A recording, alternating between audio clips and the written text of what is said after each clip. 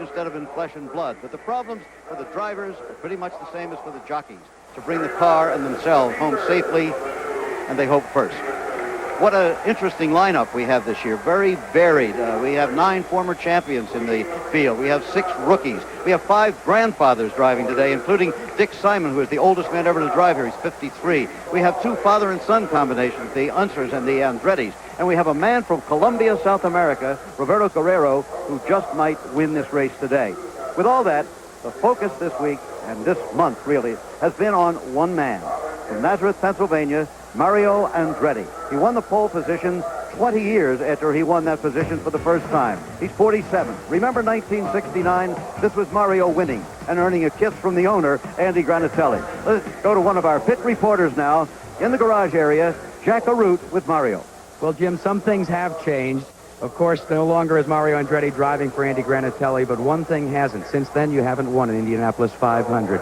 What are your thoughts right now, Mario? Do you have the ability, the capabilities to score your second victory today? I think we do. I think the team has definitely got everything that's needed to be able to get the job done. I think that the Chevy engine is capable of going. I'm ready to go. Lady Luck's smiling us a little bit, and maybe we'll have a good day. Momentum. It seems to be going your way all month long. You sat on the pole. You won the pit crew contest. You guys are really pumped up. Well, this is like I said, that's testimony of the team really being ready for the job. And I think during the whole month we worked very hard. Others have as well. But as I said, we never sat back and just became complacent because we were going well. It just well, we worked hard, and we worked hard every minute of the way. And from a preparation standpoint, I think we couldn't have done any more. We're ready to go, and I hope it's enough.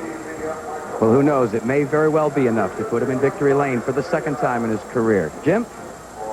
Okay, Gasoline Alley doesn't look like it used to. It used to be the old wooden garages. Now it's a concrete village and much more international, more sophisticated encampments for most of the drivers. Right now, another of our pit reporters, Al Troutwig, is standing by there.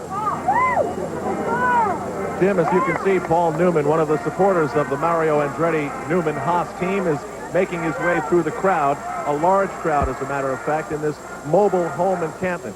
You see the monetary commitment on the part of Carl Haas and Paul Newman and the people who support the Newman Haas racing team is more than cars and nuts and bolts. It's $500,000 for a mobile home like this for people to come around and mill about and talk about the race ahead. As you can see from this vantage point, the race is a catered affair. Inside, these buses are rather special, as we'll see. Come on inside the bus. Paul Newman was sitting in here for quite a long time. He talked with Mario for just a short moment. It has everything you could possibly hope to have, and it'll move from this race to the next and the next. But this is quite a pleasant place to watch the race. Oh, and by the way, even though the race is blacked out in Indianapolis, there's a satellite dish to bring in our feed, so you never even have to leave. Back to you. All right. Luxury suites. Well, they're right there in turn 4. They were built a few years ago. It's become the thing, really, at sporting events in America. We're at the Indianapolis 500 this time, though, and we'll be back.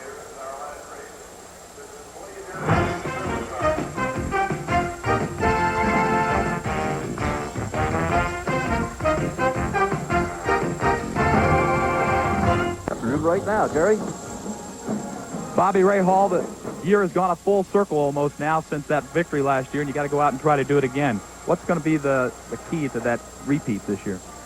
Well, obviously we got to get it to the end. Reliability first off, but I think the big thing is just, let the race sort itself out. Don't get into any trouble and just drive our own race, see where we end up, and hopefully if we have to make changes during the car or during the race on the car, that we can do that and have a really good car right at the end.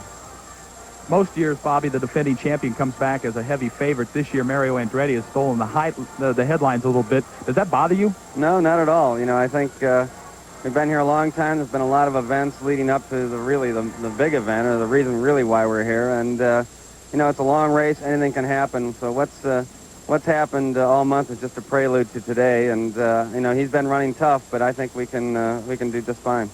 We lost car owner Jim Truman a year ago. It's a very emotional victory. Will you be thinking about him at all when you strap into the machine today? Oh yeah, I think about him every day, and this day is no different than any other. So yeah, we always think of Jim and wished he was here with us, but he's here in spirit, definitely. Okay, your defending champion, Jim McKay, is ready to go out and try to repeat and become the first repeater since Al Unser in 1970 and 71. Now back to you. Okay, of course, Jim Truman was the owner of Bobby Rahol's car. He was very close to him, and he died just 11 days after Bobby won his race last year. As I said, we're in the pit area here, and it's hard to describe it. All this began at 6 o'clock this morning when the gates opened. It's more than a race, it's a whole day here. When we arrived at 10 minutes to 7, some people, a few, but some people were already sitting in their assigned seats in the grandstand. Since then, they've been listening to the Purdue University Marching Band, and Ohio State Band came by a while ago. A great deal of pageantry here, and this is the most beautiful day that I can remember. More than that, I talked to Sam Hanks, who has driven and been here for heaven knows how many years. He said he cannot remember a day as beautiful as this for the running of the Indianapolis 500. Temperature is 66 degrees. There's no wind. Should be good for the engines and for everybody else. Let's take a look at one of the cars now. Not the cars up on the first row at this moment, but here is car number 87. That is the car of Steve Chassis. We wanted to find out about this young man because he's an interesting person, and we talked not to him, but to his 8-year-old son, Blaine, and here's what Blaine had to say.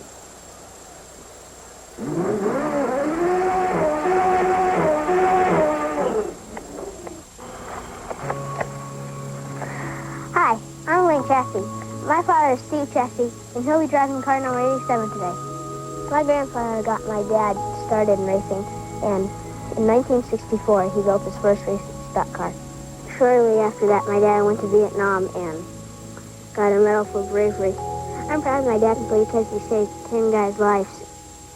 My dad's a really good-looking guy. About 9 years ago, he was a model, and this year, he's in the fashion show with me, and he's modeling a fur coat. Lydia Lockery, my dad's car owner, gave my dad a chance to run the Indy 500. I love it, I love it, I love it! She's the only woman to own a car here at the Indianapolis 500. My mom gets really nervous when my dad's starting going in the first turn. She thinks he's going to crash and spin or something. But I don't get nervous because I know he's a good driver and won't crash. In 1983, my dad finished 11th in the race, and I didn't go there. And I can't wait to see what happens this year's 500. I want to be a race car driver just like Dad. Oh, no, Blaine, in the house. Here are the proud parents of Blaine Chassis, Gina and Steve Chassis. Steve, you're starting in the last row today. What are your best hopes for what you can accomplish? Well, I think that if things go the way we have them planned, we should be in the top 10 at the end of the race. We hope to run all day and use the yellows correctly and just continue moving up to the field. But I plan on laying off for a couple of laps, maybe 3 laps, just to let them get strung out and see what happens in the turbulence in front of me. We can perhaps guess from the tone of Blaine's voice how important this race is to you. But tell me a little bit about the trips across America, running through Indianapolis with your dad, and those thoughts as you look ahead to the race today. Oh, at this point in time, I'm not thinking much about that, but I travel all across the Midwest with my father and had been to every racetrack in the Midwest before I ever came back here. But since this is the largest race in the world and I think the most important race in the world, I'm just, even though I'm starting the last row, I feel real pleased because with 33 drivers in the world starting this race today, I'm one of them. So that's an accomplishment I can be proud of. Okay, and Gina, we hope to chat with you later. Have a good day, and as Jack Whitaker would say, have a good trip. Thank you, Steve. Back to you, Jim. A good trip is, in fact, the first prerequisite in the Indianapolis 500. They're milling in the infield, in the pits. They've come from all over the world. This race is being televised to some 40 countries live today. Much more to come.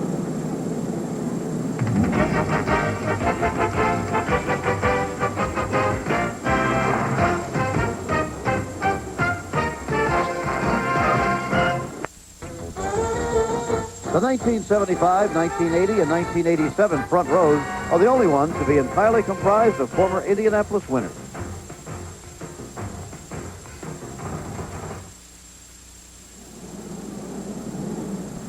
As I said, the gates opened at 6 a.m., but some of the faithful are still finding their seats as we approach race time. This is the view from the Goodyear blimp America from Houston, Texas, and what an incredible view it is. There is the blimp itself high overhead.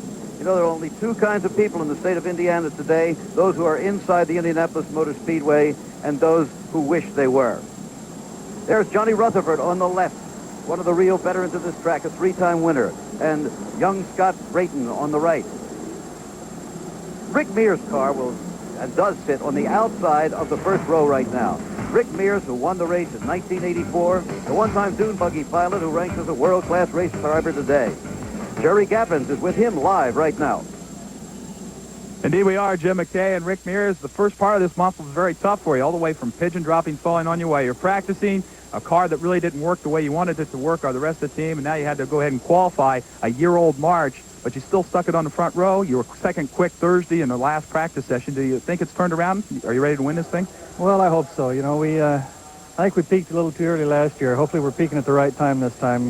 You know, the guys did a tremendous job with the Pennzoil car, the March, getting the thing turned around and able for me to run and qualify the way we did. So really, you know, I'm very comfortable with the car. It felt good on Thursday, and, you know, you never know until you see the checkered flag or whatever, how the conditions and stuff are going to be. So we're just going to hopefully run all day and then see where we're at. Is a year-old car capable of winning this race? It's never, the last 4 or 5 years, that would be an impossibility, but this year it might be, you think? Oh, I think so. I think so. Just by the way it shows and the way it qualified and how we ran, you know, on Thursday, I think the year-old car is very capable of winning it. And we ran a year-old, stuck with a year-old car in '79 when we won it, so maybe that's a good omen. How about Andretti and Ray Hall? You look at those as the two toughest competitors today? Oh, they are going to be tough. They always are. And, you know, the way they've been running all month long, they're going to be tough. And, you know, like I said, there's a bunch of guys out there that are running quick and running pretty good and strong. So, again, it's just going to be a day. It's going to be a long day. I think a guy's going to have to kind of sit back and bide his time, pay attention to the car and do what it's telling you. And you find out what the car wants and concentrate on it and work with it all day long. And then hopefully you'll have it at its best at the end. Okay, Rick, good luck to you today. Rick Mears, hoping win number 3 comes today. Back to you, Jim McKay. Okay, Jerry, there's more than the usual sense of trepidation as we approach the start of the race today. There have been more crashes this month, 26, than in the previous 2 years put together. Why? Well, there are different theories. The new March cars, some say, the new radial tires, inexperienced drivers. And yet this frightening moment on Carburation Day last Thursday happened to the most experienced man on the premise, the only 4-time winner of this race, A.J. Foyt. A.J. crashing in turn 1, he could hardly believe it himself. He said, I cautioned my rookies to be careful, and then I went out and did it myself. But A.J., as he has had before, has put this car back together again. I'm sure he participated in that himself. The car is ready to go, sitting on the inside of row 1. Right now, let's explore the motivations of A.J. Foyt. Let's do it with Jack Arute. A father's love can come in various packages. If your name is AJ, it's a mini racer to run around your house. But love also includes lessons about life. I got away with a lot of stuff, but when I stepped out of line, it wasn't, now son, you go to your room, you be good.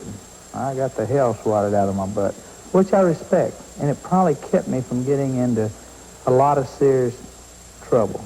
The Foyt family philosophy of do it better than the next guy formed a tight bond between father and son, a bond that transcended public scrutiny.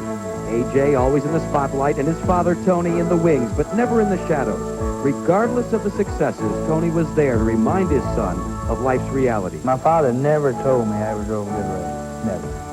But I guess with everybody else, he would die if somebody said something about me.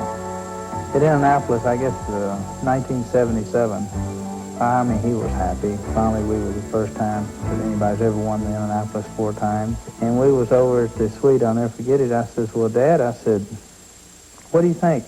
Did I do a pretty good job today? You know, just cutting up. He looked at me, and everybody broke up at him. He said, I don't know about good. He said, you did fair. Through all the triumphs, Tony stood next to his son. But when Tony died in 1983, A.J. Foyt was lost for the first time in his life. It's bugged the hell out of me, I'll be honest with you. Because he's my right arm. He would probably be very upset that I let it bother me as much as I did. He was a hard man. He never showed emotion. Not that long ago, I'll be honest with you. I go to the cemetery quite a bit. A lot of times I get tears crying. You're not going to forget 49 years of love overnight. The mourning period was a long one. A thoroughbred horse ranch has helped ease the pain and provide new challenges, possibly for the time when A.J. finally hangs up his helmet. But the lessons taught by the elder Foyt continue in practice by A.J., and the memory of the father lives forever with the son. I know I probably should have quit like everybody said 10 years ago. My father, before he passed away, said, son, you've won everything.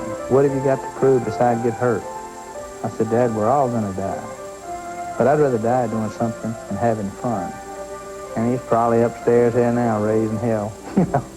There's no ifs and ands. I know the way he would feel. Well, A.J.'s father, Tony Foyt, of course, has passed away, but A.J. Foyt is still here, just like he was in 1958. And A.J., starting on the inside of the second row, your thoughts as you prepare to finish your third decade at the Indianapolis Motor Speedway. Well, really, I'd like to win the race today like 32 other drivers. I think we do stand a good chance. We had some problems, you know. Carburation day, the crews worked around the clock ever since. They're not going to be sharp as they should be, but come race day, they get it up, and all I can say is I know they did the best job they can do with the car, and now it's up to me. How about the fact that you had to rebuild the car? You're starting with an untried setup, but what's interesting to me is the fact that a lot of the competitors came and offered help and assistance and parts and pieces. But what about you as the driver? What are your thoughts? Are you going to have to maybe hold back a little bit? Well, I don't want to do nothing foolish until we really see how the car started out. It's like any new car you rebuild. You don't know what to expect till you get out there and start running it. I feel we got it set up pretty much like we had it, but you never know till a green flag goes down. What about it? Number 5, does it come today, maybe? Well, I hope it ain't maybe. I hope it comes today. A.J. Foyt, part and parcel of the Indianapolis Motor Speedway. And, Jim, I think everybody hopes that he makes it number 5 today. Jim? A lot of room for sure, but then somebody like Danny Sullivan has plenty of supporters also. A former winner, still the glamour boy of the tour. At age 37, Danny Sullivan, live, preparing for Indy.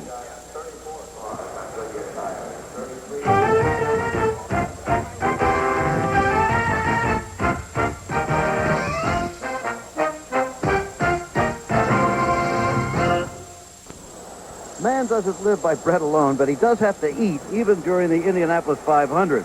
Certain entrepreneurs have been aware of that since 1911 when the whole thing started, so the concession stands are an integral part of the scene here. Man at Indy also lives by souvenirs, and Al Troutwig is in the concession area right now. Al? Okay. Jim, as you can see, business is brisk. I'm about 50 yards from pit road. Anything, and I mean just about anything you'd like to have with the Indy 500 logo on it can be had. For example, some of my favorites, the Indianapolis 500 air freshener, that's $2. For about $200,000 less than Danny Sullivan paid for it, you can have this car. And for $68, you can have this pretty snappy-looking jacket. Bill Gentry has operated this stand for 8 years. Bill, I guess people would be fairly shocked to know how much money you take in on this during race month. That probably would be, yes. In all those years, have you seen any racing? I've never seen a race. You want me to fill in for you for a little while today so you can go out and catch a few laps? Well, that might not be a bad idea. Bill, do you marvel at how much the people want to have things that say the Indianapolis 500 on it? Right. They've got to have something that says that 500 on it. All right, thank you, Bill, very much. Personally, I've picked out this hat for $10. Jim McKay? All right, Al, thank you very much. I'm standing now with Katie Guerrero, the wife of Roberto, who will be sitting in the second row, who won at Phoenix and has a very realistic chance to win this race. You know, Katie, it wasn't too many years ago, women weren't allowed anywhere near the pits here, let alone to be in flame suits and be very much a part of the operation. I realize that, and I'm glad I didn't have to go up against anyone, because I'd have been there fighting to be in next to the team, because we're really hoping to come home with a victory today. We're so looking forward to the day. Well, he's been close 3 times already. Maybe this will be the day. Tell me, where'd you meet him? How did it happen? We met 6 years ago on a yacht in Monte Carlo when we were there for the Grand Prix. On a yacht in Monte Carlo. Not a bad place to meet. That's right. The first time I saw him, I said, I'm going to marry that man. You really did? I really did, and it happened, and it's wonderful. How much longer after that was that? We got married a year after that and lived happily ever after up to... We have a little boy that's 20 months old now who is here somewhere watching, probably to see what he'll be doing in 20 years or so. Have you learned to speak Spanish? I'm trying my darndest. It's not too good, but I get my point across. All right, Katie. Good luck to you and to your husband. It's a great day. Thanks so much. Thanks for having us. Katie Guerrero. Let's go back to Gasoline Alley now.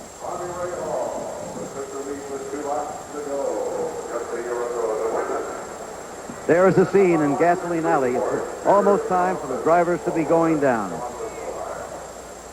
We're waiting at this moment, in fact, for A.J. Foyt to emerge from his garage to make the walk for the 30th time. The pace accelerates at Indy now, like the jockeys moving onto the track at the Kentucky Derby, like the football players bursting from the tunnel at a Notre Dame home game. Now the drivers of Indianapolis make their ceremonial way from Gasoline Alley to the starting grid. No one has made that walk as often as A.J. Foyt. This is his 30th consecutive 500. Why don't we walk with him now? The crowd party before him like the waters of the Red Sea. You're walking with A.J. I think it's take a quick walk. You on?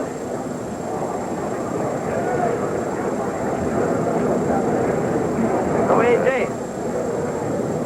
Stopping for a last-minute interview. Can you imagine that? I would say that Poise, at the age of 52, after winning Indianapolis 4 times, after crashing here just 3 days ago on Thursday, now he's moving again.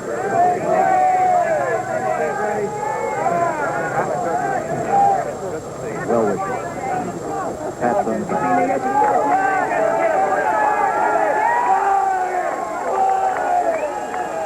Still in the crowd now.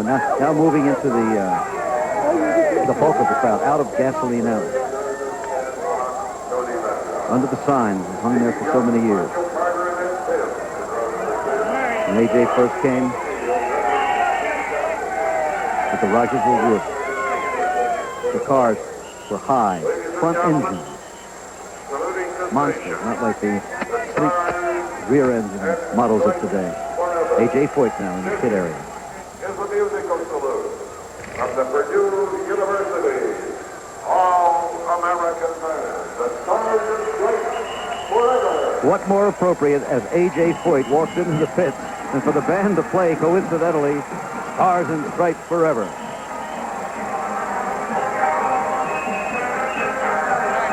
Pride of Texas, A.J.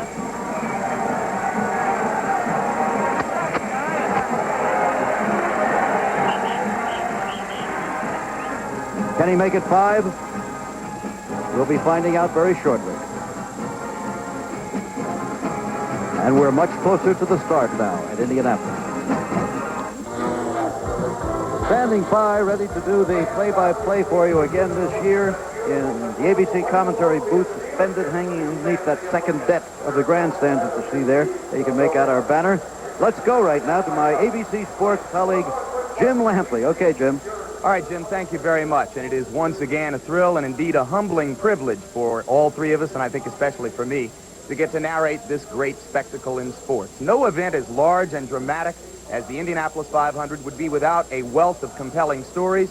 As we've already told you, have the continuing biography of A.J. Foyt, Mario Andretti's bid to end 17 years of freakishly bad racing luck in Indianapolis, all the difficulties that the crews and the drivers have had in keeping these cars off the walls. And in fact, there will be many more which will emerge during the next few hours. And time now to collect the final thoughts of our 2 motor racing experts as we get ready to call the race. First, Sam Posey, who's been with us here at Indy since 1974. Sam, what's on your mind?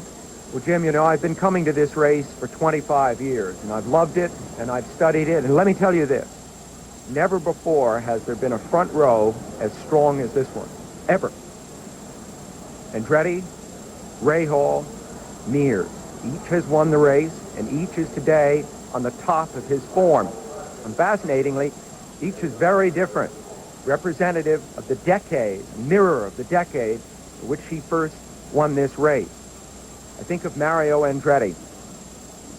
I think of the passion and the idealism of the 1960s, of a young Italian immigrant sailing by the Statue of Liberty, but bringing with him that fiery Italian spirit with which he still drives today. Rick Mears, who came to prominence in the 70s, the Californian in Bakersfield, playing with his motorcycles in the desert, laid back. Even today, he'd rather watch the race come to him. Bobby Rahal, the driver of the 80s, the college grad, the businessman with his briefcase and his glasses, the guy who even now, as he is racing, is planning ahead for his career after racing. I can't wait to see the start of this race. I can't either, Sam, and of course, we might expect that if all 3 of those cars, or even 2 of them, could stay in the hunt for a long time, we could have a fast race, as was the case last year. But it's a privilege now to welcome to our commentary team this man, Bobby Unser, who won the race 3 times. And Bobby, behind the front row, what about the rest of the field?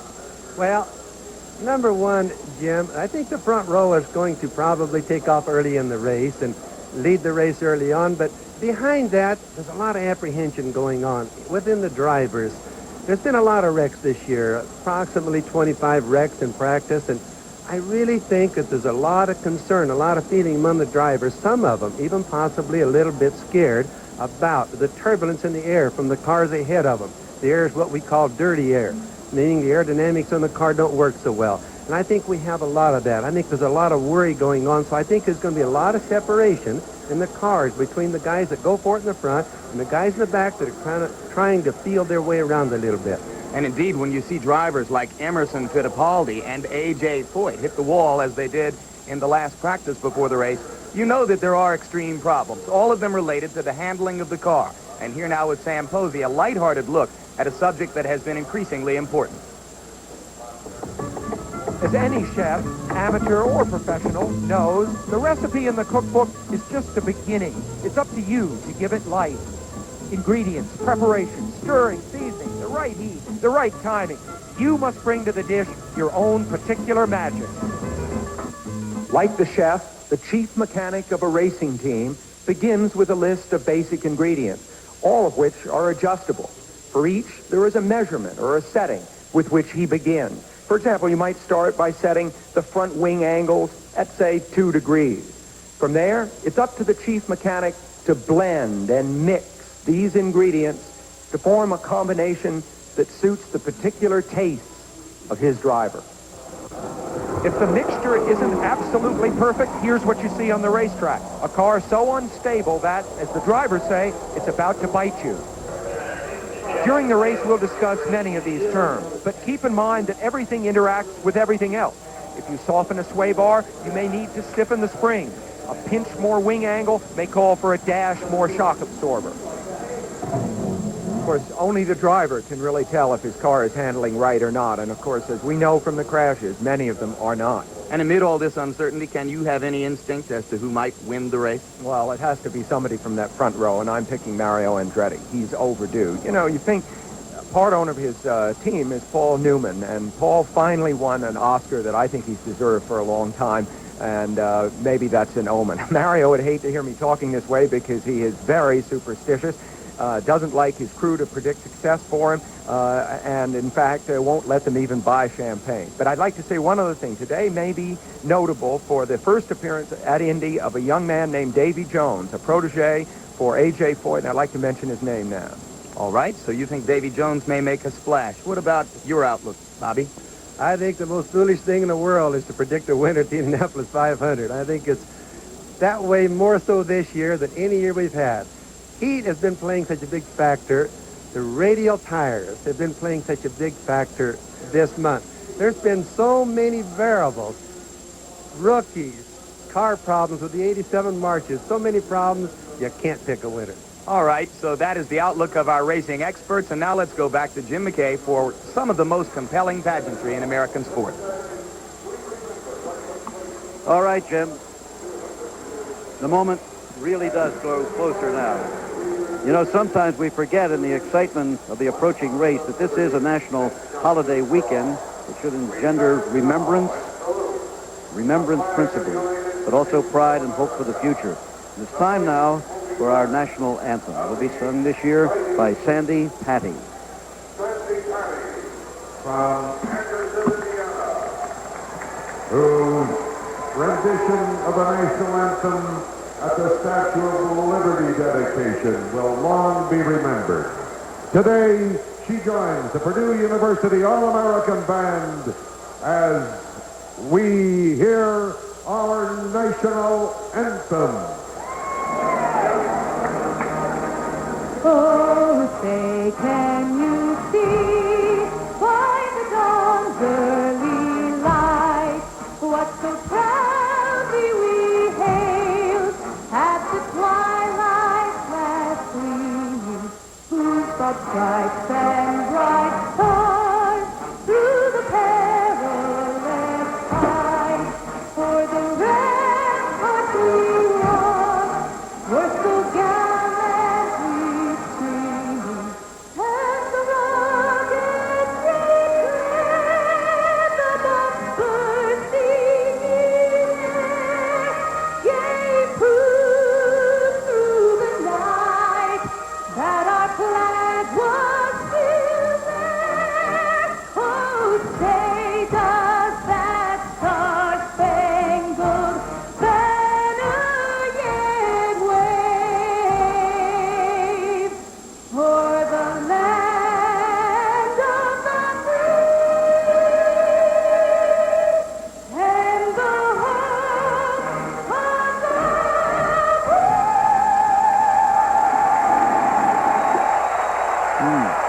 Indy, Patty, well remembered from Liberty Weekend with our national anthem.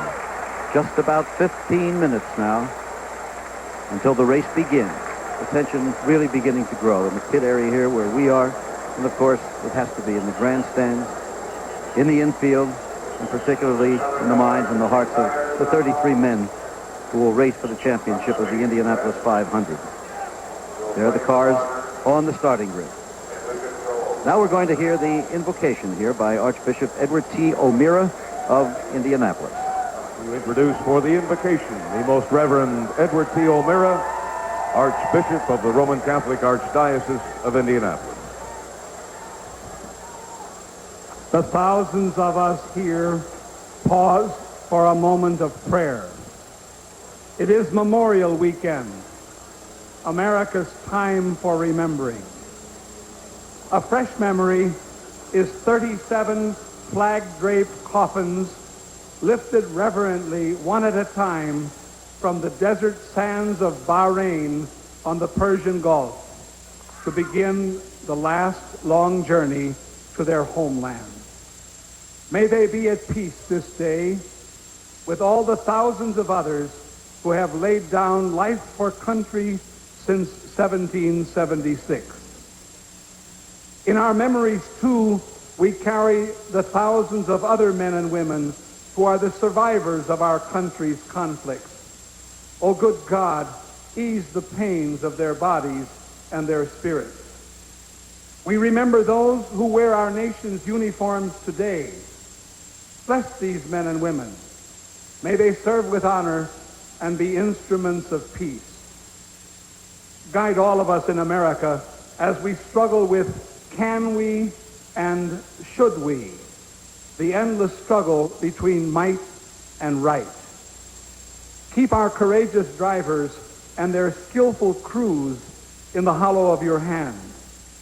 See that all of us treat each other with respect and return us safely to our homes, and accept our thanks for this loveliest of days. Amen. Yes, Memorial Day weekend remembers those who have died for their country. Here at the Speedway, this immense throng also now is going to pause to remember those who have died on this race course. The crowd rises and is silent for the playing of taps.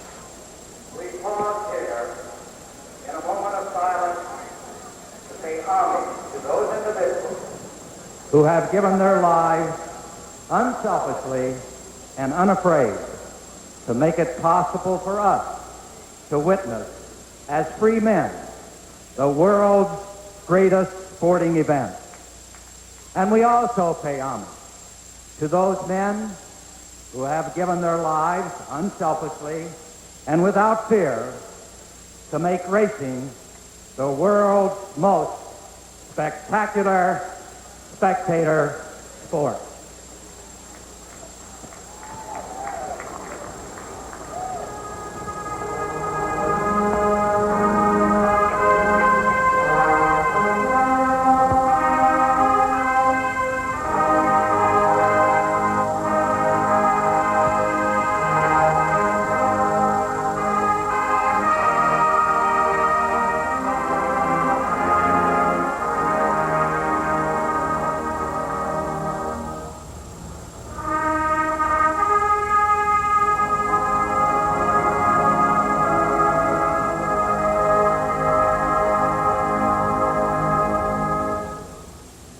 Ladies and gentlemen, it is my great pleasure to introduce to you Mr. Jim Neighbors, singing the traditional Back Home Again in Indiana.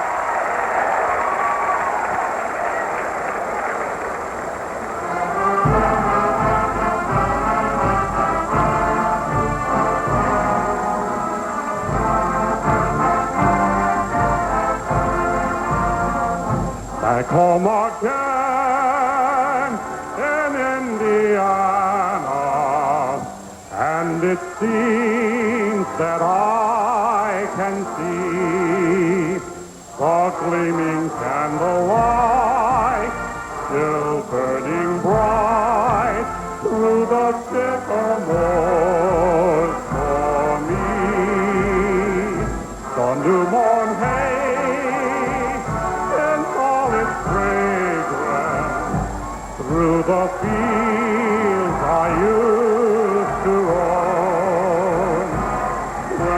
dream about the moonlight on the water. How I long for my Indiana home.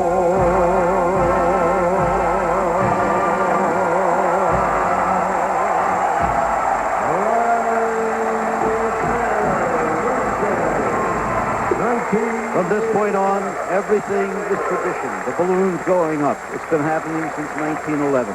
The singing of Back Home Again in Indiana. And the great crowd poised for the start. For the cry that has been heard down the decades. The cry that speeds up our pulse and strikes a little fear into our hearts. A moment from which there's no turning back. We're about to hear the command that means the race will now begin. Standing by for Mrs. Mary Holman, the widow of Tony Holman, the man who made this race course and this event what it is today. To the head of the field at 33. Here's Jim. Yes, the moment and the words that we have been waiting have arrived. And at that time, here to give the traditional command is the chairman of the board of the Indianapolis Motor Speedway, Mrs. Mary F. Holman.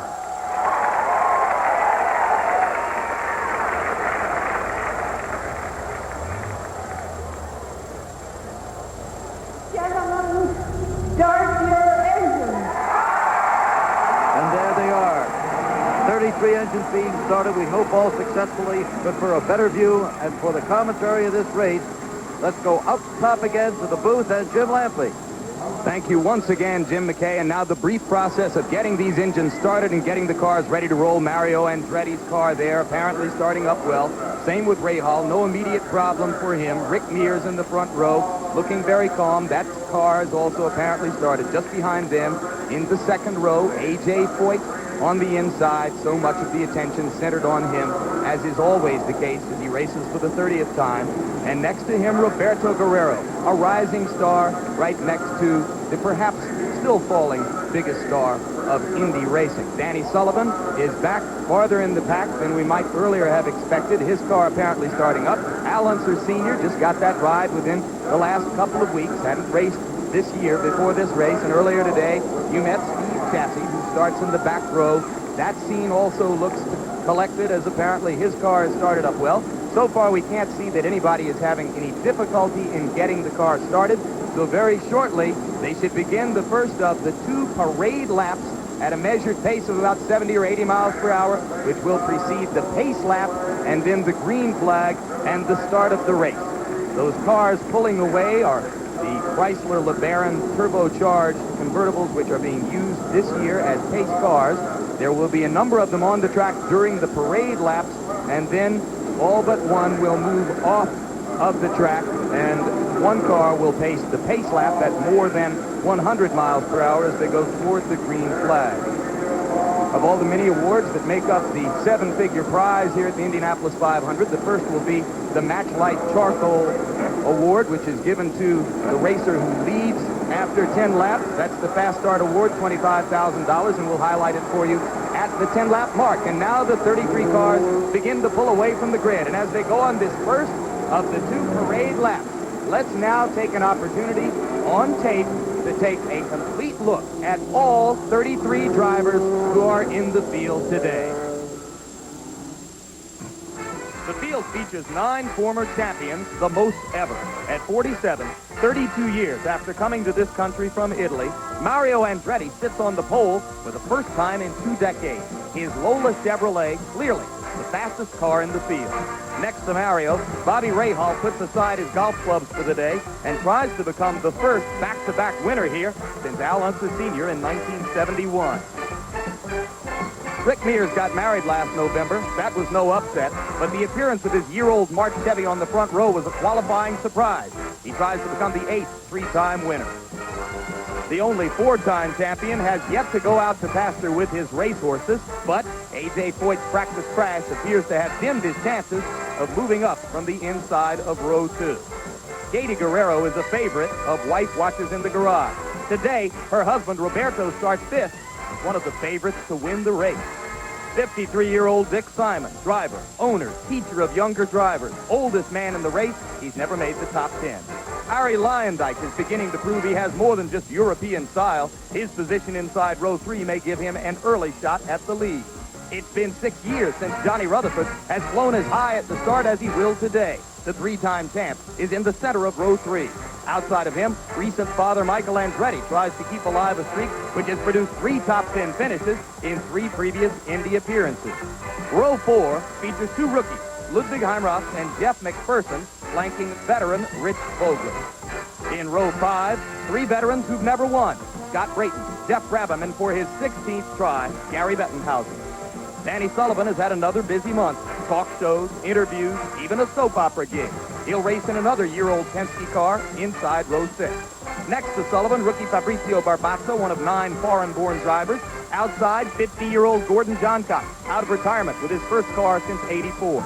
Row 7 finds Irishman Derek Daly on the inside. In the middle, 3-time champ Al Unser Sr. into third of Roger Penske's 3 entries. And after 2 practice crashes, Tom Sneva on the outside. Al Unser Jr. is continuing the race's most glorious family tradition inside row 8. He hasn't won yet. Rookie Randy Lewis brings a sports car racing background to the big show. And 1986 runner-up Kevin Cogan starts today with a lot of traffic in front of him. Row 9, Mexican glamour boy Jose Legarza, rookie Stan Fox, the younger Bettenhausen, Tony. Row 10, A.J. Foyt's protege, rookie Davy Jones. 1985 pole sitter Pancho Carter, Cornell University grad Ed Tim. At the rear, George Snyder, Steve Chaffee, and in a substitute car necessitated by the last practice crash, Emerson Fittipaldi. And as we come back live on the second of the 2 parade laps, the lead pace car, the one most important, actually the third one in the line, is being driven by the noted car builder Carroll Shelby, who now works for Chrysler. In one of the cars, his boss, Chief Executive Officer Lee A. Iacocca of Chrysler, perhaps the best-known business executive in the country today. Joe Cloutier, the president of the Indianapolis Motor Speedway, is driving one of the pace cars, and in that car, riding with him, Mary Holman George, one of the principal owners of the track, daughter of Tony Holman, the impresario of this track for so long after it was bought by the Holman family in 1945. Quickly now, a final word from our 2 pit reporters. First, Jack Arute. Jim, over the last couple of years, we've seen fast races here at Indianapolis, and therefore we've seen a lot of the new breed making their way to victory lane. I personally think this year, because of all the problems and the question marks during the month, we may see some of the old guard make their mark once again here at Indy, especially guys like Mario Andretti and A.J. Foyt. They have the knowledge, close to 25 to 30 years of it, to be able to make adjustments, especially if there's a lot of cautions. And the guys behind us, they'll have to make sure that they can make those adjustments. Let's check in now with Jerry Gaffins.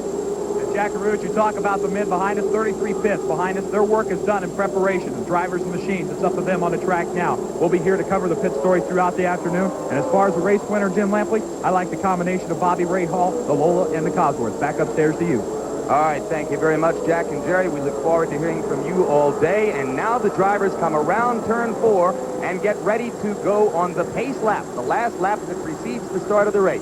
Bobby Unser, an experience that you had many times. What goes through the mind and the heart of the driver right now? Jim, it would be amazing if we could just measure the amount of concentration, the amount of butterflies in their stomach.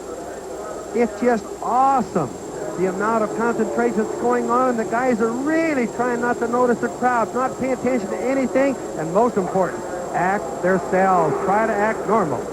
Meanwhile, we see that one of the cars appears to be spitting flames. Hard to tell in that shot precisely who it is. It looks blue and yellow to me. Could that be Michael Andretti, who is already having difficulty with his automobile?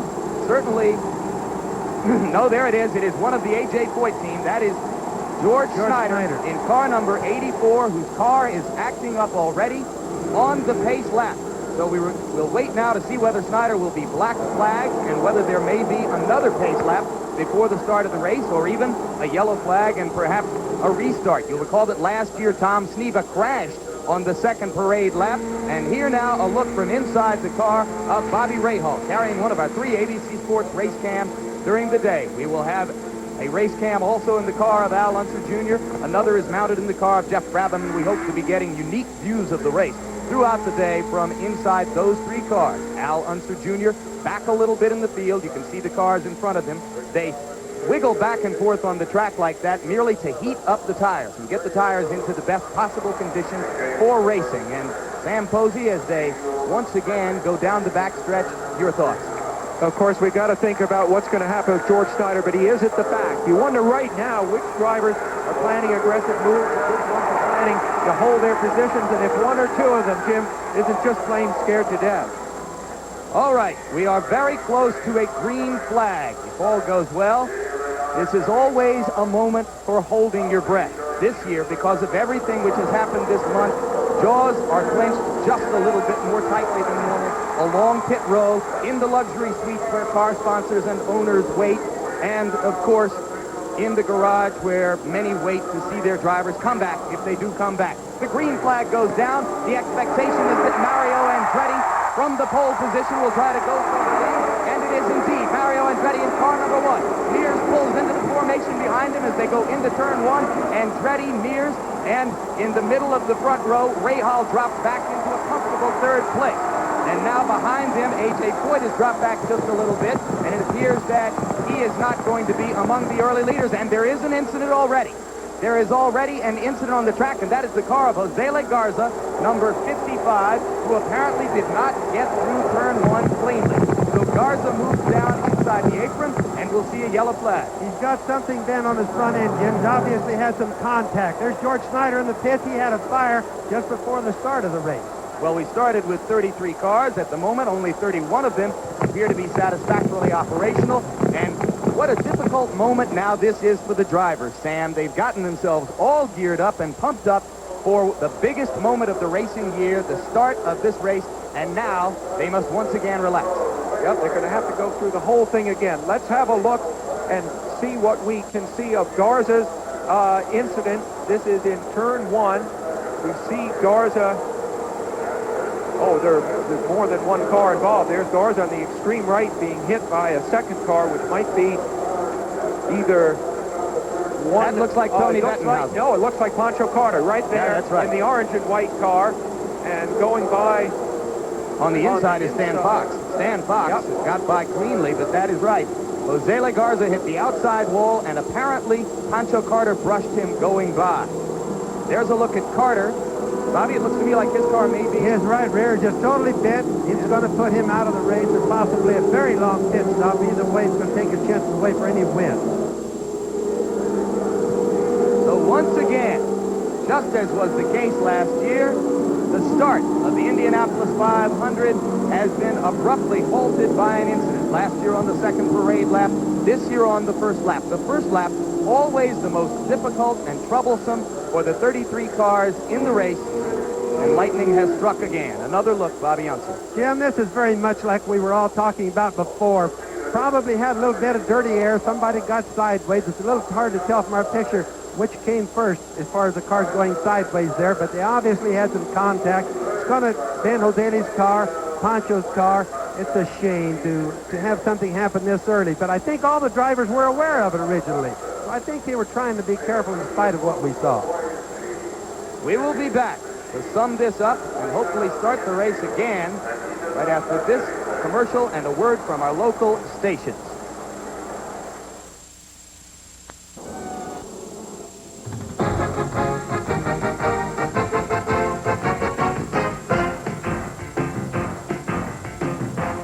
The Indianapolis 500 is being brought to you by Chevy, the heartbeat of America, today's Chevrolet.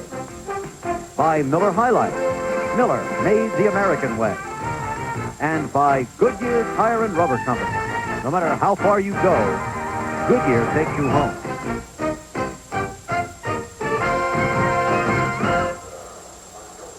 Back live, the cars have completed 3 laps, all of them under the caution flag. Let me clear up any confusion I may have created with the use of the word restart. The cars will not stop and start again. I simply refer to the fact that sooner or later the yellow flag is going to be replaced by green, and they'll be racing again. One more look now at the first lap incident involving Garza and Carter, this time from a different angle. Sam? Jim, the interesting thing is Garza, who got out of shape, was the car that we used in the handling example just before the race started as a guy who's been having trouble all month. The fortunate thing is that it happened so deep in the pack. Garza was on the inside of row 9, and you see, really, there are only a handful of cars behind him. Had the same thing occurred at the front of the grid, there would have been a major pileup, and there's no reason to think this was very lucky what happened here, that nobody hit more substantially than they did. Garza has always been a story here. He first raced here at age 19, 7 years ago, and this is a moment of extreme disappointment for him, as Jack Arute, I'm sure, will tell us. Well, Jim Lampley, you're going to be able to see it right on Jose Le Garza's face. He would not come and speak to us. He was a little bit shaken up. Now, the damage to the car is quite extensive. The upper control arms are being exchanged right now. They've been bent. You can see the side pod has been torn away. They're making hasty repairs there. It's a costly accident for Jose Le Garza. Kind of ironic that he got into it with his teammate, Pancho Carter. Let's go back to Jim. Interesting indeed that he got into it with Carter, both of them sponsored or partially sponsored by a labor union. Bobby, you had a working relationship for a year with Jose Le Garza. What about this? Well, it's sad. He's had an awful lot of luck at the Indianapolis Motor Speedway, but as I was watching the car, I think where his problem came from, he was really close to a lot of traffic, and I think he got in bad, dirty air and just jerked his car loose. I don't think he thought that was going to happen, but it's the very thing that we were worried about in the very beginning.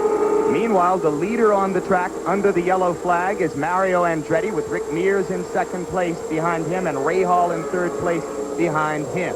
And now, as we have the yellow flag, a quick opportunity to familiarize us with what we will see on our race cams inside the cockpit of the car. Sam Posey with Mario Andretti's cockpit. No, we're going to do that a little later. We will abort that particular feature piece right now because we are told that as Mario Andretti comes out of turn 4 now, we're going to get a green flag. And you'll hear the cheer go up in the massive grandstands that flank the front straightaway as Andretti takes the green and goes back to racing. Again, it is Mears right behind him with Ray Hall in a comfortable third place, and already Mario has opened up a little space. Jim, Mario is the hottest driver on the track right now. He jumped that start, you know, before the first green flag. He actually had his foot in the throttle before the flag was waved. He's got a Chevrolet engine that has a little more power, probably, than the Cosworth engine that Ray Hall now in third place has, and he's using it to fullest advantage. And Bobby, everybody knows that the Chevrolet engine is fast and powerful. Questions center on whether it will go 500 miles. That's always been a question since they built that engine, which has only been 2 years, and that's a big problem. But Mario's, ironically, has been very reliable, whereas the Penske Chevrolets have not been so reliable, as well as the Patrick Chevrolet. But right now, Mario's out in front, running in clean air. Clean air is what's very important. Rick has pulled back just a little bit, trying to stay out of that turbulent air right behind Mario. Indeed, all through the month, Andretti's car has clearly been the fastest in clean air. Many of the teams take heart in saying that he doesn't run nearly as fast in traffic, incidentally. George Snyder, we are told, is out of the race. His car will go to the garage. Well, a car's ability to run well in dirty air, in traffic conditions, that's what cost Rick Mears the race probably last year. And his car just wouldn't handle well close to other cars. Andretti's, though, we don't know yet. That's an unknown because he's never raced on a super speedway before right now with this car. But you notice the big gaps between the front runners. That's because, I mean, they might want to be closer together, but they just can't get that clear air that Bobby talked about. They need a couple or 3 car lengths at least between them in order to be able to operate. Mears, and now Ray Hall. And look at the 4th place car. Car number 4 belonging to Roberto Guerrero. If you're unfamiliar with this form of racing, you can recognize it right away. It is spectacularly well painted. It's an odd fact, Bobby, that if a car looks fast, often it feels fast. Isn't that the truth, though? Sometimes the cars that look fast just go fast. But in this particular case, we have a young driver that really honestly is fast. He's in a hot spell of his racing career right now. And you know what? Interestingly, Roberto told me, somebody's slowing down. It looks like Randy Lewis. Randy Lewis slowing down, 41 years old. He's a rookie, Randy Lewis, but probably without much chance in this race. An older man, very happy, I think, just to be in it. The kind of guy that really ought to be in East Hampton this weekend with his deck shoes on, I think, frankly. Maybe he can go there from here. A quick word, though, about Roberto Guerrero and that brightly colored car as we see Mario leading this race. Is that Roberto told me that people tend to get out of the way for him. They see him more clearly in the mirror in that car. So it's not just that we like the way it looks. It might be a subtle advantage, especially when coming up through the back markers in the race. Well, I'll tell you, he's great for the announcer, too. It's the easiest car to spot in the race. Mario Andretti ran the 7th lap at a time of 44.2 seconds. That translates to 2:03.62, and for this time of the race, that's pretty fast. Remember what we said, Jim, if the weather's cool, and we darn sure have cool weather right now, the race will be fast. The cars will stick to the track better. We were all worried about having too much heat. We don't have it. It means that it should and will be a fast race today. Of course, don't be misled by the qualifying speed of more than 215 miles per hour. The cars are set up to run 4 laps on qualifying day, and when you set them up to run 200 laps, that is a different proposition entirely. You're going to give up about 10 miles per hour or more. Again, you were following Guerrero there as he chases Rahal and Mears, and there in 4th place, or 5th place, I should say, is 53-year-old Dick Simon with his best start ever in the race. And now, after 10 laps, Mario Andretti is the leader. So Matchlight Charcoal is proud to present the $25,000 Fast Light Award to Mario for being the leader after 10 laps. Jim, Mario's pulled out to a good 3-second advantage right now, which really puts him in a controlling situation. Clean air. He hasn't started lapping cars yet. He's in a good position right now. We're told that Randy Lewis's car has been black flagged, so that's why it went into the pits. His crew will now attempt to repair it and get it into working shape so that it can be allowed back onto the track to race. But early in the race, about a 20th of the way through the 71st running of the Indianapolis 500, the leader is the favorite and the pole sitter, Mario Andretti. The artist Leroy Neiman as he does his sketches in the pits.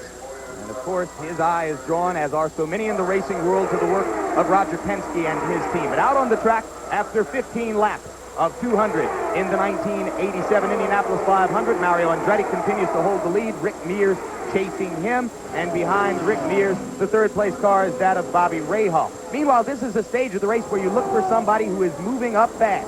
And today, there is an eye-catching car coming up very rapidly in the field after starting back in the pack, now all the way up to 12th place, Danny Sullivan. Sam Posey, I think it's impossible for Danny to ever be really overlooked. His public figure role transcends the sport now, but he may have been overlooked competitively here. That's true, because the perception is that Danny is not as good on the ovals as his teammate Rick Mears, and he is overshadowed here. But listen to this statistic. His winning percentage in 500-mile races is 20%, and that is higher than of any other active driver. A.J. Foyt is second. So really, we are looking at somebody that we may be going to hear a lot from. Now, as we're back to the leaders, Jim, you see that Mario Andretti is already having to cope with the dirty air of cars that he is lapping. Indeed, he was lapping cars as early as the 12th lap, Bobby Unser. That's soon. I mean, that's really quick. That means that compared to the field, Mario is really going fast, and that's what we expected. We've had some cars already in and out of the pit.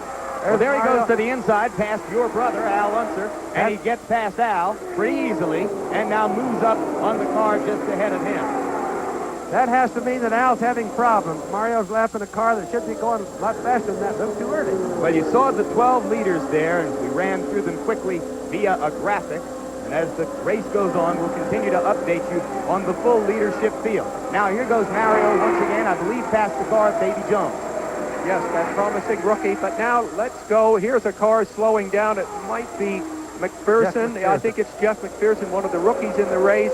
A car with a Honda engine. Only 2 Honda engines. There's some Chevrolet engines, some Cosworth engines, and some Buick engines. But here is a Honda headed for the pits. Well, what a thrill it had to be for McPherson just to be here today. 2 years ago, he was racing in Tasmania and New Zealand. And today, he started the Indianapolis 500. Let's go to Jack Carew.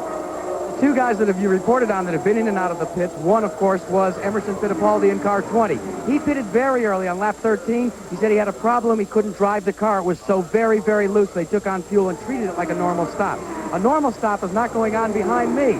They've got a transmission on Randy Lewis's car that's tooled by A.J. Watson that will not stay in any gear. So obviously they can't go any further. Let's go back to the tower. Thank you very much, Jack. And quickly now, let's get back into that cockpit piece as Sam Posey shows us the inside of Mario Andretti's car. Here is a look at the cockpit of Mario Andretti's Lola. You see the instruments, and below them, the narrow space for Mario's leg. 200 miles an hour is roughly 300 feet per second. At that speed, Mario's look at these instruments will be nothing more than a quick glance. so each is positioned for maximum readability. Here's the turbo boost gauge. If all is well, it will read about 47 inches when Mario is running wide open on the straight. The tachometer. With race day gearing, the plan is to turn the engine, which is one of the new Chevys, 11,100 RPM. This gauge has two needles. The red one shows oil pressure and the white oil temperature. Both are warning signs for engine failure. At the top of the screen, a light that tells Mario his fuel's running out. This light, big, to really get your attention, comes on if the engine's about to blow. The water temperature gauge, upside down so that if the temperature rises, it will catch Mario's eye. For emergency only, the fire extinguisher. On the left side of the cockpit, a knob which adjusts the front sway bar and a lever which adjusts the rear.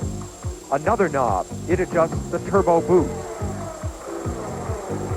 And over on the right, the gear shift.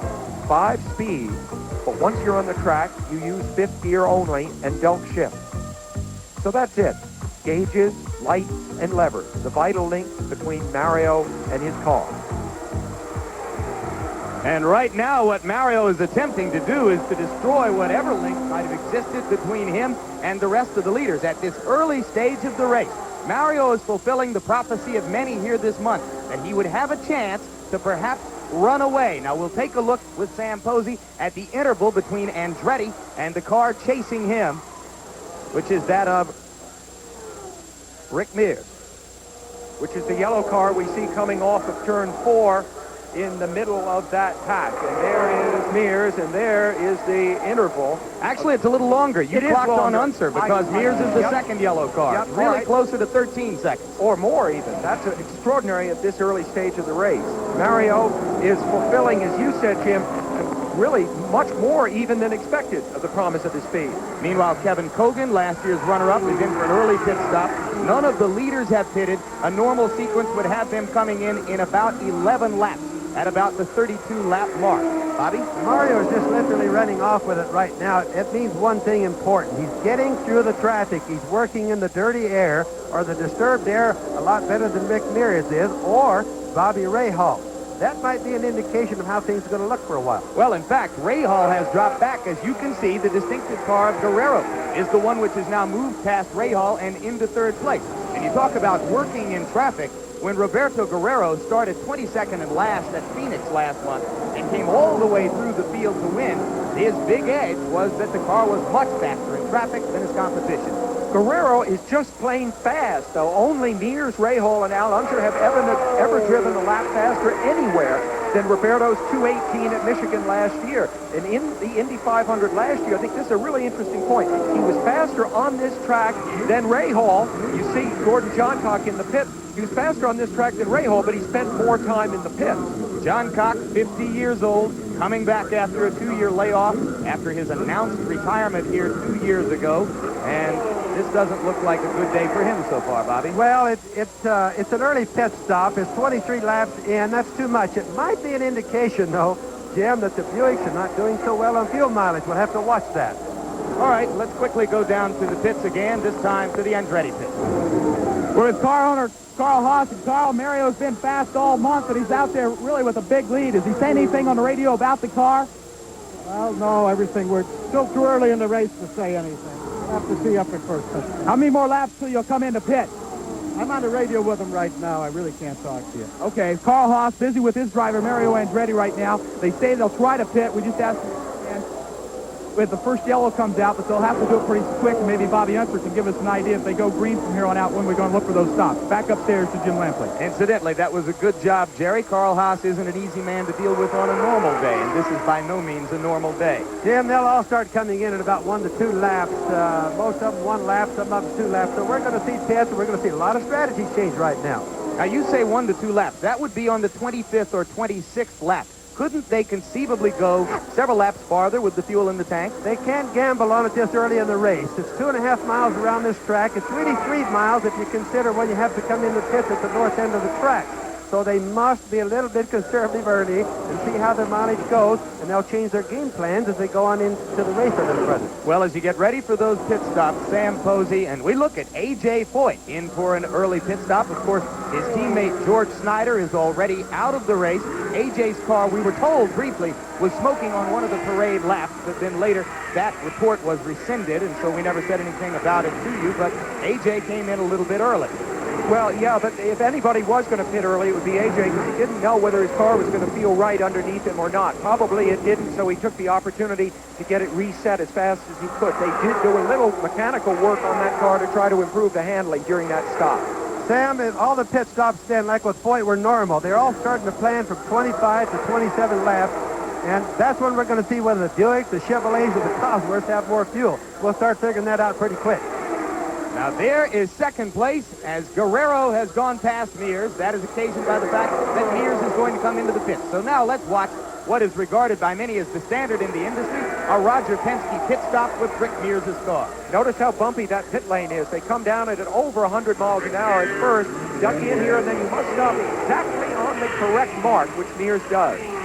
Many people say that the first pit stop of the race is one of the most disorienting experiences in the race, Bobby. You've been going as fast as you can. Let's go down to Jackaroo.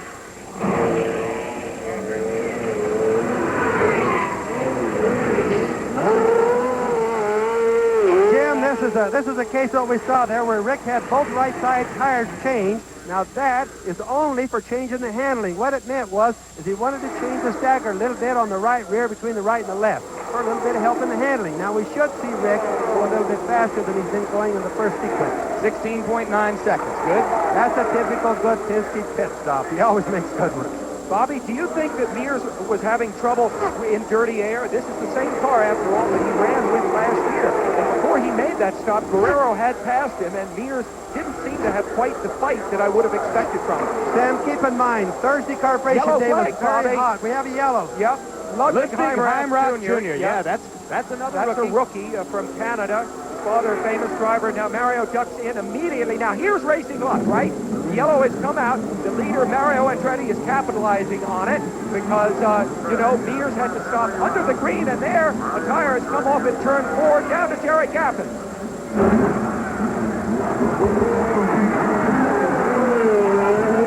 There you see the tire. Not here from Jerry Gaffin. All right, now that thing obviously very quickly got to that and it rolled it out of the way, so there's not going to be any risk as Mario Andretti comes back out of the pit, benefiting Jim Lampley immensely from what just happened. Absolutely correct, Sam Posey. I believe that Mario was already committed to the pit stop before the yellow flag came out. So that's precisely the kind of luck that his supporters would say he hasn't had for the past 17 years. Jim, that's racer's luck. Just plain racer's luck. He really threw the dice good that time, I promise. And there's Danny Sullivan now into the pit. Sullivan, who's been making a big early run in the race and has moved all the way up for the moment to third place. That will change as they reshuffle out of the pit. But we have an exciting early sequence in the Indianapolis 500, and we have the beginnings of a Mario Andretti-centered drama. We'll be back to stay with it right after this. You know, I always wondered, why does Miller High Life come in a clear bottle? Boy, did I ever find out. It shows the quality and the purity in our beer. It's a natural process. No shortcuts. We don't cut corners. One reason for the clear bottle was to show purity, but there was another one, too. That's dark roasted barley malt. I found out that roasted malt makes Miller darker. You really can see the difference. It makes a lot of sense. When you make a beer that looks dark and rich, you put it in a clear bottle, so everyone can see it. Now, in my book, that's the American way. In 1980, Johnny Rutherford won the Indianapolis 500 from the pole position, and Tom Sneva finished second, starting from the 33rd position. This is the only time the first and last place starters in an Indianapolis field finished first and second.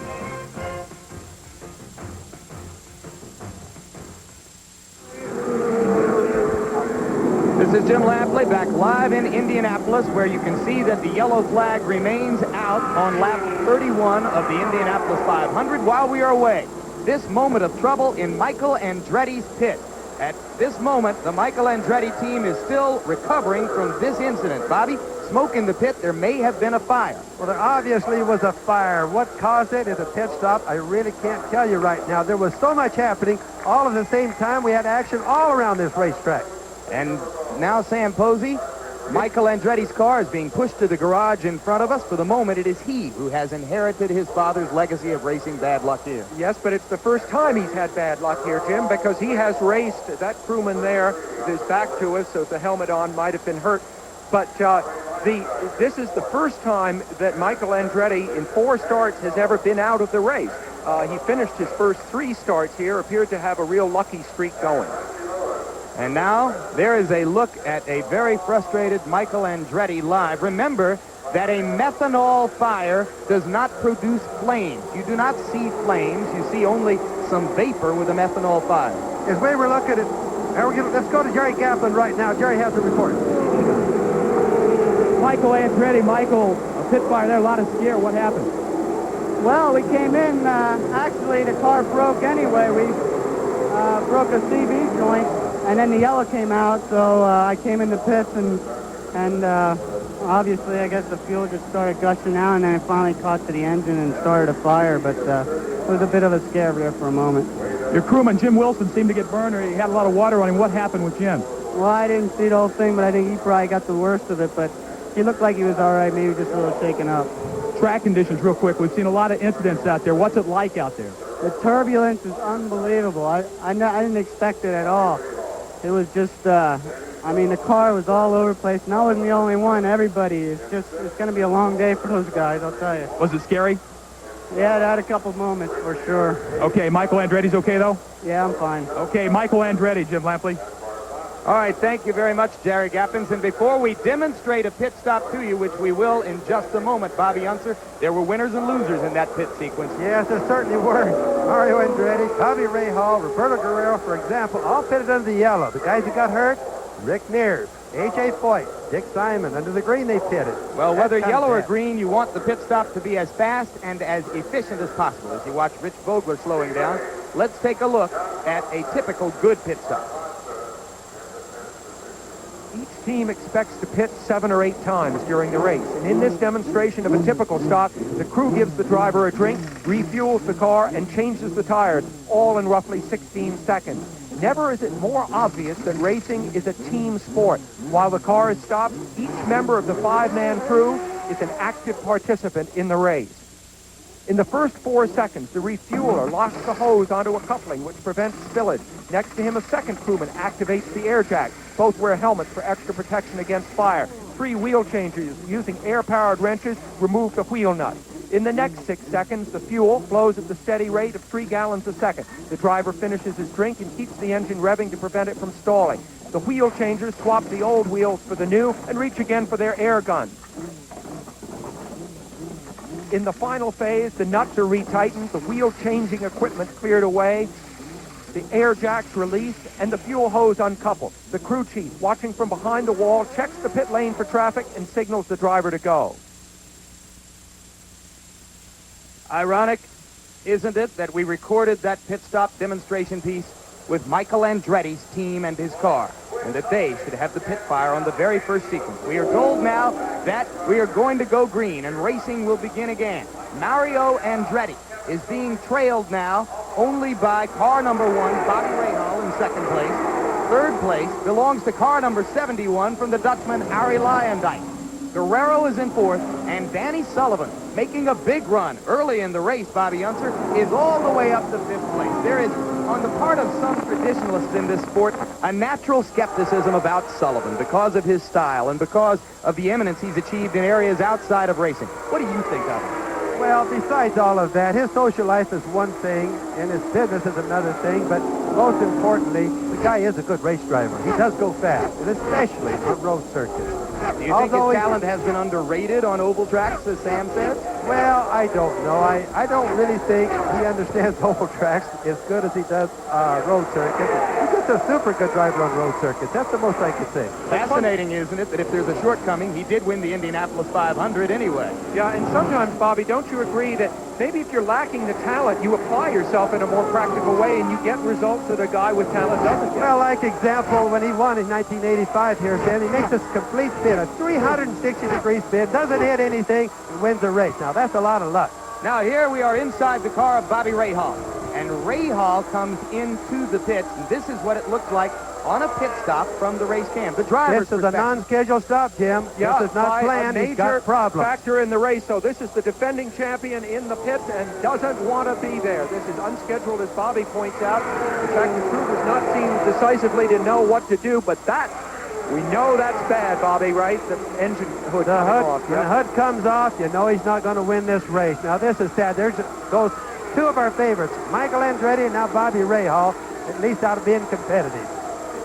Last year, Bobby Rahal was blessed with racing luck in the Indianapolis 500, especially in the closing sequences of the race. Often, a lucky year is followed by an unlucky year. And the man who has been most unlucky in the eyes of many over the years is, of course, that one, Mario Andretti, who won the race in 1969 and has been expected to win several times since without ever having done so. Let's hear right now from Mario what it's like to be a strong favorite in this race. I think it's a great ride. I love it. I just love that kind of pressure because it means that you have something going for you, no question. And what I have going for me, I think, is just a very strong, capable team behind me. And I think that's been making the difference. That's what's, we're sort of inspiring one another. It's, we're all maintaining a high. And Bobby, stay on the track if you... a bunch of people with abundant talent that given me all the confidence in the world, the confidence that I never had before. So if we've been doing well, if we had sort of been at the front, especially this season, right from the outset, I don't think it's an accident. I think it's something that it's a result of a lot of hard, proper, diligent work. I feel that this team has the character to be able to sustain that peak. And whatever happens during the race, I can assure you that everything humanly possible has been done. And to me, at this moment, there are no greener pastures. And right now, Bobby Unser, let's point up that was a very important sequence which just took place during that interview. Rick Mears is a lap down. Oh, that was really an important sequence. Rick was ahead on the racetrack, but to explain to the people, he was going down one lap when Mario passed him, and that is terrible for the Penske crew. There's nothing that's really worse right now than to know you're down a lap, all because of that green and yellow pit stops a little bit earlier. Jack Caruth in the pits. Well, Jim, you alluded to the fact that Bobby Rahal was having problems. These are the toughest problems to diagnose because the crew isn't sure what the problem is. They say the engine stopped, so they take it in logical order. They tried the spark plugs, they changed those, tried to start the car, to no avail. They've changed the spark box. Now they're back underneath the bonnet one more time, and to be quite frank with you, they're as befuddled as we are.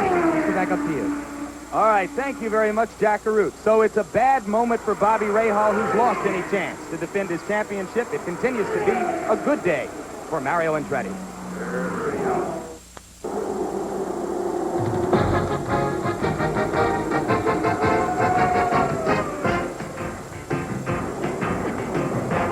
The Indianapolis 500 is being brought to you by AC Delco.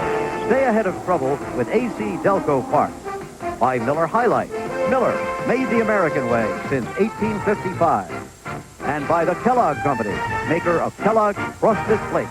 Tony's Flakes of Corn with a sweet frosting.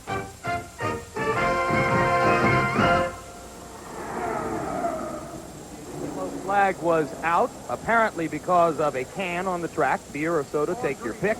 And the yellow remains out. We're told that they are going to go green as they come back around the next time. They're on the back straight now, headed toward turn 3, and they're going to go green on the front straight when they come out of turn 4. But as we await that event, let's go right now to Jim McKay for a host update on the race. Sure takes a high degree of intelligence to throw a can on the racetrack during the running of the Indianapolis 500. The weather remains perfect, and Mario Andretti remains the story here. You know, a year ago, Mario's son Michael led this race for the first 42 laps while his father went out on lap 19. This time it's the opposite. The sun is out, and the father Mario leads the race. The green flag out again, and they are racing. And only 4 cars in our booth right here. What's the most significant factor of the race to you to this point? Mario Andretti. Jim, there's absolutely no question about it. We're seeing something without precedent in recent time. Mario, at this early stage of the race, has already lapped all but 3 cars. Imagine that. I mean, he's that far ahead. The question is, can he break the jinx? And there's no question about a long-time jinx that has affected him. And I think now that he's this far out front, we're all the more reminded of how long he has to go this afternoon before he can win his second Indianapolis 500. You want to take another look at that Garza crash, see if we can figure it out better? Yeah, let's have a look at that. Now, as we know, this is turn 1, right on the very first lap. And Garza buried in the pack. You see him spinning there. And with great, incredible good luck, only 1 or 2 cars were involved with him. It is precisely this kind of handling problem that had beset not only Garza, of course, during this month, but a number of the other drivers, many of whom qualified, frankly, in the second half of the pack. The majority of the practice crashes, and there were 25 of these practice crashes, were not among the kart regulars. That is to say, the guys that do the entire series all year long, but men who were trying to qualify for this very, very special event and were having trouble getting their cars up to speed. And what I thought would happen when this race began was that everybody would be more conservative and there wouldn't be so much trouble. And so far, except for that first lap thing, I think I've been right. Let's hope it stays that way. Back to you, Jim Lampley. All right, thank you very much, Jim McKay, as you watch Mario Andretti. And, of course, as you men have skillfully pointed out, only 4 cars remain on the lead lap as we are almost a quarter of the way through the Indianapolis 500. Danny Sullivan is the significant story outside of Andretti, he has moved all the way up to 4th place. There are 2 young rising stars between Sullivan and Andretti, as Roberto Guerrero is 2nd and Arie Luyendyk of Holland is 3rd. But Bobby Unser, as we watch Andretti trying to run away from the field, with 27 of 33 cars still running, there's only been 2 leaders, and Mario's brief period out of the lead was occasioned only by the pit stop. It's worth pointing out that there have been many occasions in history where a car looked this dominant and threatened through most of the day to run away. It doesn't mean that you win all the time. No, that's for doggone sure. Still an awful long race left. And one of the things we have to keep in mind, Mario was really not just lucky, but their planning was good. And then the luck on that yellow flag pit stop, his first pit stop. He picked up, for example, almost a complete full lap on Rick Mears and, of course, some of the other cars. So that has something to do right now with the way it is. Now, it means his next pit stop could possibly turn out the other way. So we still have a long race to go. All right, let's go down to Jerry Gaffins in the pit with Katie Guerrero. And Katie, you're keeping busy right now with the stopwatch in hand. Does that keep your mind off of the action out there on the track a little bit? I wouldn't say exactly off, but it gives me something to do. I'm such a nervous wreck. Just to have something to hold and work with for the moment keeps me happy. What kind of lap speeds is Roberto turning in right now? He was running a set of well over 200, about 203. He's running very strong. Everything's great. They got fuel without having to change tires, so he's very happy with the car up to this point, and we're really optimistic. Hope to be in victory lane in a couple hours. Oh, would we love that. Katie Guerrero cheering her husband Roberto on right now from pit road. And he's looking good, as he has so many times here at Indianapolis, 2nd, 3rd, and 4th in the last 3 years. Roberto Guerrero is knocking on the door. Of course, this is one of the biggest sports events anywhere in the world. It attracts a wide variety of celebrities, many from the sports world. You may have seen Greg Norman, the great golfer, walking on the track before the start of the race. I saw Gail Sayers at my hotel just a couple of days ago. And right now, Al Trautwig is standing by with 2, or 1 if you prefer, of the greatest names in the history of American alpine skiing. You'll see what I mean. Jim, you name dropper. I'm with Phil and Steve Mayer, Phil on my left and Steve on my right. They are currently in auto racing, having now given up the skiing route, the Olympic medals. I'd like to know your impressions, Phil, of your first Indianapolis 500. Well, I tell you, it's quite different than television. You don't get the full flavor from that. The crowds here are immense. It's huge, and the people are rather rowdy. But there's a lot of pageantry here as well with, the week-long activity before the race. But it's really exciting here. It's electrifying. Thank you, Phil. These guys have gone 85, 90 miles per hour on skis. I guess, Steve, once the speed is in your blood, you can't wait to do something else, and that's why you've gone into racing. Yeah, it is. I guess you just need that thrill of going fast. And we've always enjoyed car racing, decided to get into it. Now, not quite at this level. I don't plan to go to this level, but still some kind of car racing. for this year for sure, and maybe down the road as well. All right, Jim, these two finished fourth in their last race. They've got 7 more this year. Gentlemen, thanks very much. Jim? Thank you. And thank you very much, Al Troutwig, as we take a look now at car number 30, the red, white, and blue car. That is Al Unser Jr. And the yellow car right behind him is Al Unser Sr. Father and son challenging each other. They are in 10th and 11th places. Bobby, you raced against your brother many times. What do you know of what this experience is like for your brother and your nephew? Well, I'll guarantee you one thing. Neither one will make it easy on the other one. They'll just be looking at each other just like they're another number, another color of a car on the racetrack. They treat it very good that way. I've never understood, though, how a father and son can run so hard, so close together. I really couldn't have done it myself with my son. And we hope, of course, that your son, Robbie, currently in Methodist Hospital here after a crash which broke his leg Friday night, is going to have a safe recovery and a quick recovery from that injury. Our thoughts with Robbie this weekend as Al Unser Jr. laps the car and now tries to put a little space between him and his dad. Well, weren't you proud of Al Jr. back in '83 when he tried to block Tom Stephen in the last 10 laps and help your brother win the race? Yes, I really was. He didn't really try to block him, but he certainly did try to mess up his hair. He told me he tried to block him, Bobby. All right. We are a quarter of the way through the Indianapolis 500, and maybe Mario Andretti is a quarter of the way to his second victory. We'll be back. Back live, and you are on the Indianapolis Motor Speedway in the car of Al Unser Jr., car number 30, currently running in 8th place in the race, and making a little move up through the pack. Earlier, Sam Posey asked Al Unser Jr. what it's like racing against boyhood idols. It's like it always was. It was like the first race. You know, it was. You know, these guys, they were my idols when I grew up, and they are my idols today. And when I go up beside A.J. Foyt, man, I get goosebumps in me. When I go up beside Mario, I get goosebumps in me. Dad, the same way. You know, I mean, these are my idols, and they still are today, and they always will be. Bobby? That's your nephew. Boy, just look at his head jumping around there. That just comes to mind. I have to point it out to all the people watching. The turbulence. Just look. Now, he's in clean air, and still notice how much his head jumping around. Now, the race car is feeling the same thing. So it's really a problem, the turbulence on this track. Really points up what Michael Andretti said down there in the pits to Jerry Gappens about how bad the turbulence is. Well, and it's always in the first stages of the race, too, when most cars are out on the track, that the turbulence is at its worst. It thins out a little bit as time goes on, but the beating that the driver takes in the duration of the race is much greater than I think most people suspect. Meanwhile, a developing story is the Dutch driver who is currently running third in the race. He finished third at Phoenix just a month ago. Man with a road racing background who's learning to become an oval track racer very fast. Harry Lyondike. Jack Arute is standing by now with the man who owns Lyondike's car. And that man's name, Jim Lampley, is Ron Hemmelgarn. And Ron, it's been a tremendous run, first at Phoenix and now here at Indianapolis for Ari. Well, we're prepared. We're running exactly where we want to be.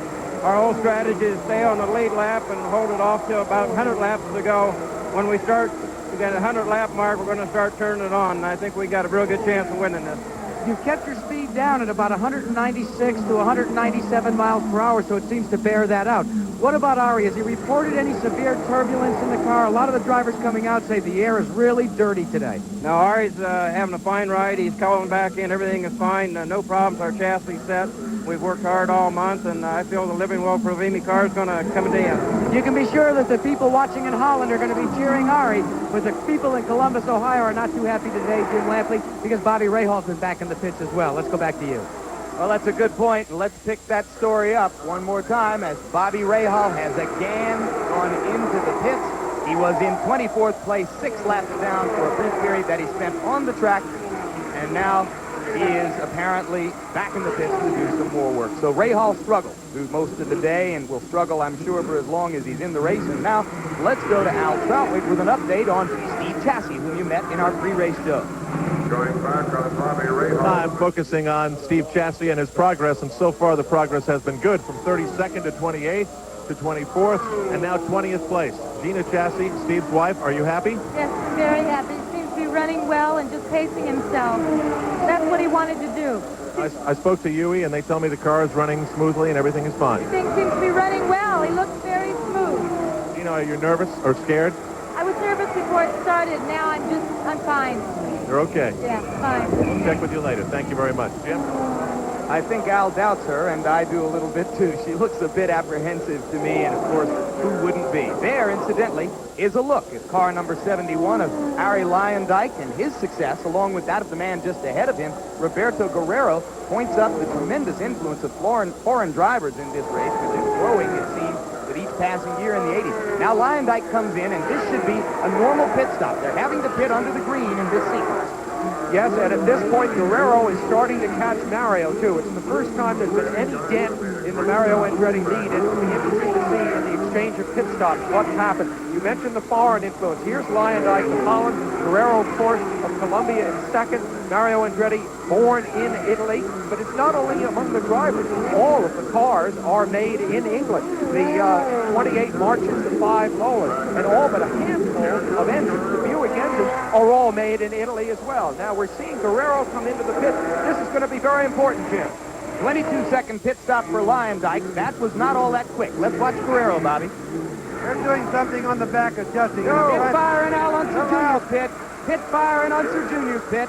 Little Al looks to be okay for the moment. You can see that the crew is working on the car. And we are in the race cam right now as we get a close-up look It's pushing it back. He overshot a little bit in the middle of everything.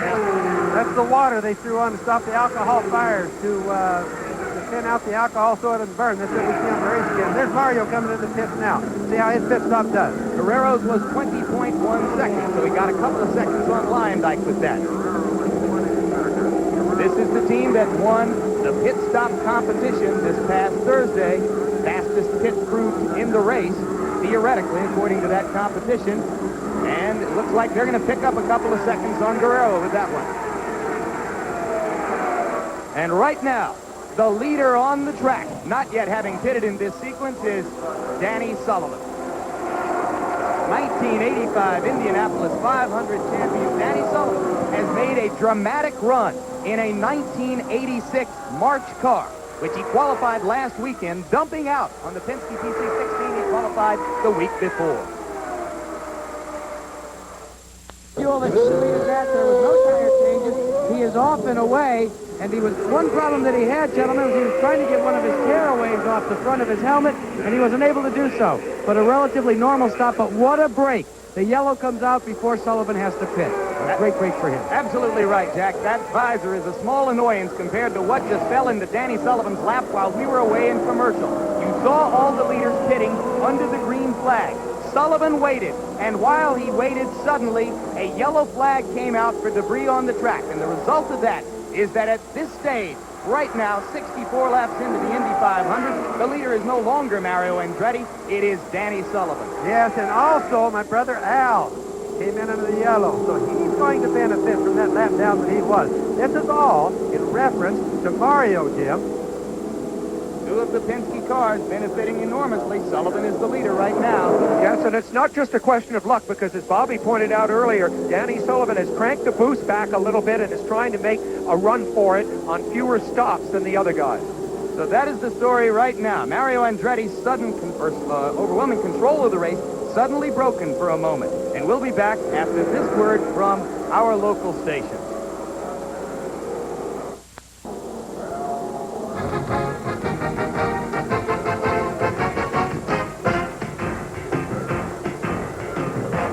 The Indianapolis 500 is being brought to you by the Discover Card, the credit card that offers a wide range of financial services.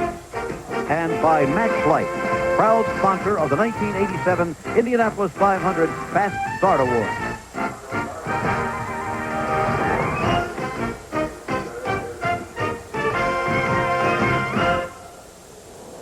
Back live, and as the cars circle the track under the yellow flag, let's take a brief moment to remind you of next Saturday's ABC's Wide World of Sports, 4:30 Eastern and Pacific, 3:30 Central Time. Mike Tyson talks about the great heavyweights, the mini marathon from New York City with some of the great women runners in the world, and, of course, our Athlete of the Week award series continues. But Tyson talking about the great heavyweights. Mario Andretti, we're told now, is going to have to come in for a stop-and-go penalty for passing under the yellow flag. Now, while Sullivan pitted, Mario had reassumed the lead briefly.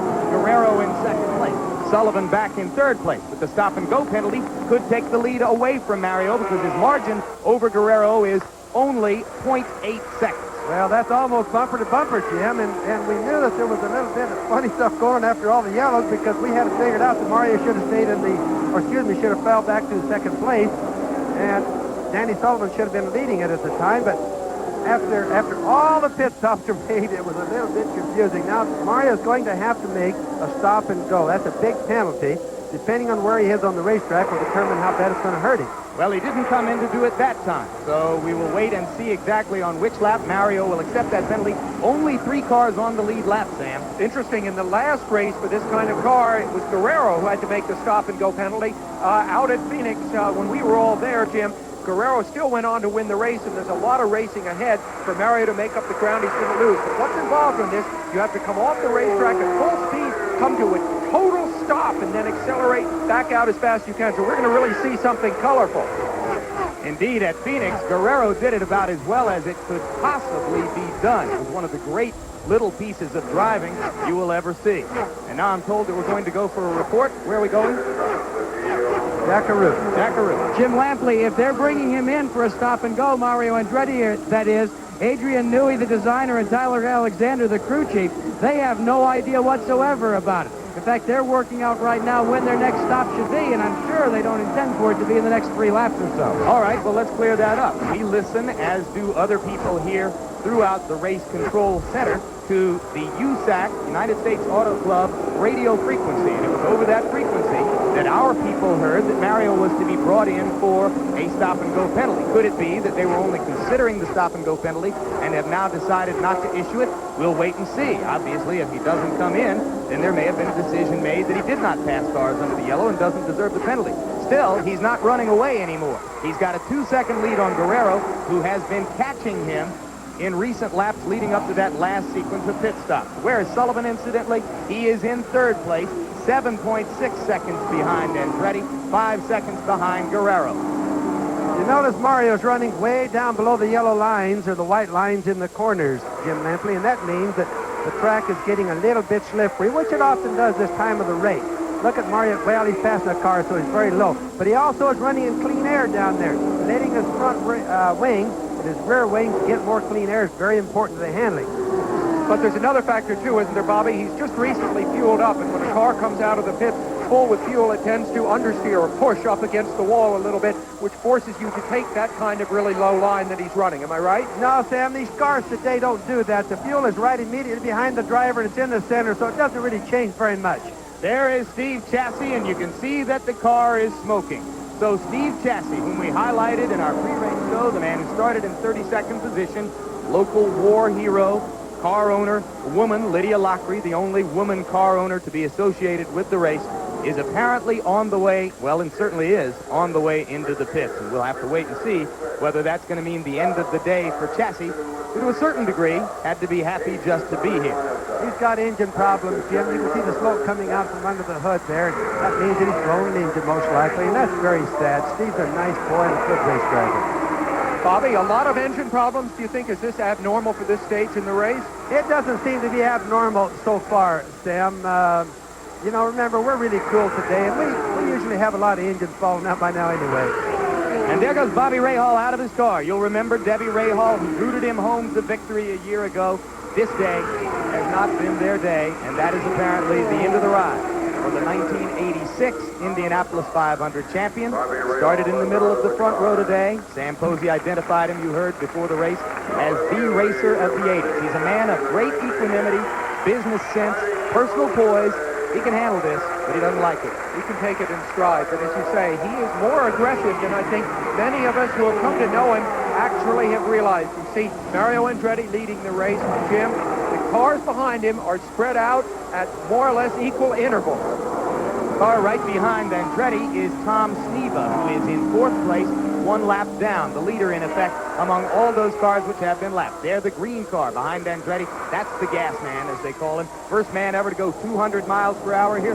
First man ever to go 210 miles per hour. And a big advocate of limiting the speed that these cars. Yeah, and a man, oddly enough, running a Buick engine, which was surprising. He was doing pretty well with it. Mario, though, Jim, has begun pulling away again from Guerrero. We have word now that Mears may be slowing on the backstretch.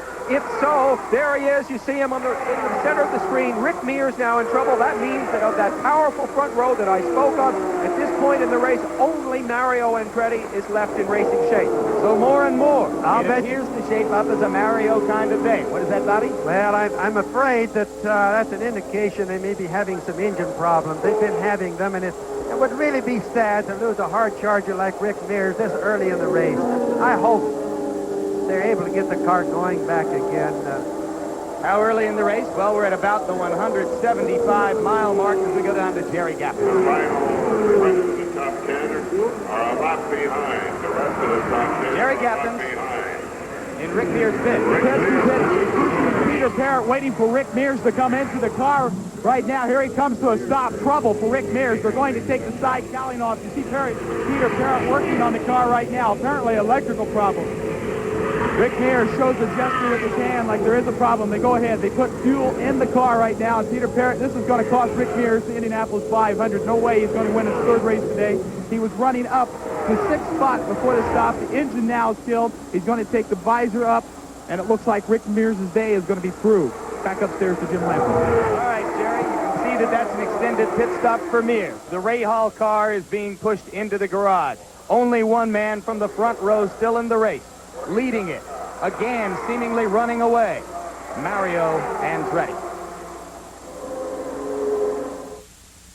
We are more than 200 miles into the 1987 Indianapolis 500. The leader remains Mario Andretti out on the track. Again, Andretti is building the seconds which exist between him and the man chasing him, Roberto Guerrero of Colombia.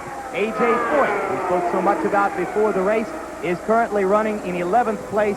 He is 2 laps down. A.J. still out there on the track, apparently not headed for that long-awaited 5th victory today in his 30th time in the race. Meanwhile, Bobby Rahall's car has been pushed into the garage, as we told you at the beginning of the day. One of our 3 ABC race cams is inside the Rahal car, so that's gone for us, as Jack LaRoute stands by with Bobby. Well, Bobby is still out here on pit road watching the rest of the race, but first, what took you out, Bob? Ignition problem, and the ignition box let go, and you know that was the first pit stop. But I think there's something a little deeper than that. Because let's pick up. We've got a problem out on the racetrack. Let's pick up. We got a problem on the racetrack. Sorry to interrupt Bobby Rahal, but Danny Sullivan has just spun the car, and again Sullivan spins and goes forward.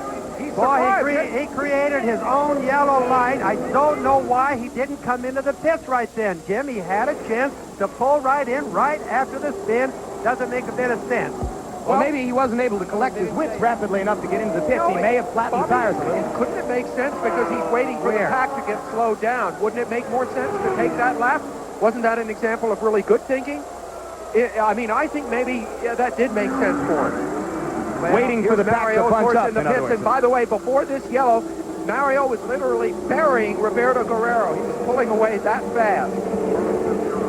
I think the thing we have to use on pit stop sometimes is the first in, the first out. Under yellow, they all slow down. Most of the drivers, the cars don't know where the yellow occurs. Yeah. So they slow down, more of an immediate thing. That's what the rules say to do. You think Sullivan could have been disoriented or not sure enough of his car to risk pulling in? Because he was right at the end of the pit wall. Let's have a look at what we've got on that Sullivan incident. He went clear down through the infield, down in the grass. Wow. So let's see if it looks like he hurt the car. Has any racer ever had the kind of fortune here at Indianapolis that Danny Sullivan has had in the past 3 years? Let's look back right now with Al Troutwig at 1985. 37-year-old Danny Sullivan grew up in Louisville, where everyone knows a horse has never spun around and won the Kentucky Derby. That was also true of cars in the Indy 500 until 1985. Entering turn 1 on the 120th lap, Sullivan tried to pass Andretti, and what took place will forever be frozen in the minds of those who saw it happen. 20 laps later, Sullivan passed Andretti and became the first driver to spin out and win the Indy 500, his first. And when complimented after the race about his driving in that situation, he said simply, "I had nothing to do with it. I just held on." Well, and today he held on as well and somehow got it off the dirt, back up onto the racetrack, and Danny Sullivan is still on the lead lap. That's more than amazing. Here's AJ in the fifth, but on Danny's spin, the chance of spinning and not hitting anything, Jim, I'm just telling you, is a very rare thing. So Danny's very lucky today besides everything else. Does it say anything about his racing skill? Well, we'll wait and see what he's able to do to capitalize on it as Mario Andretti continues to lead an interesting Indy 500.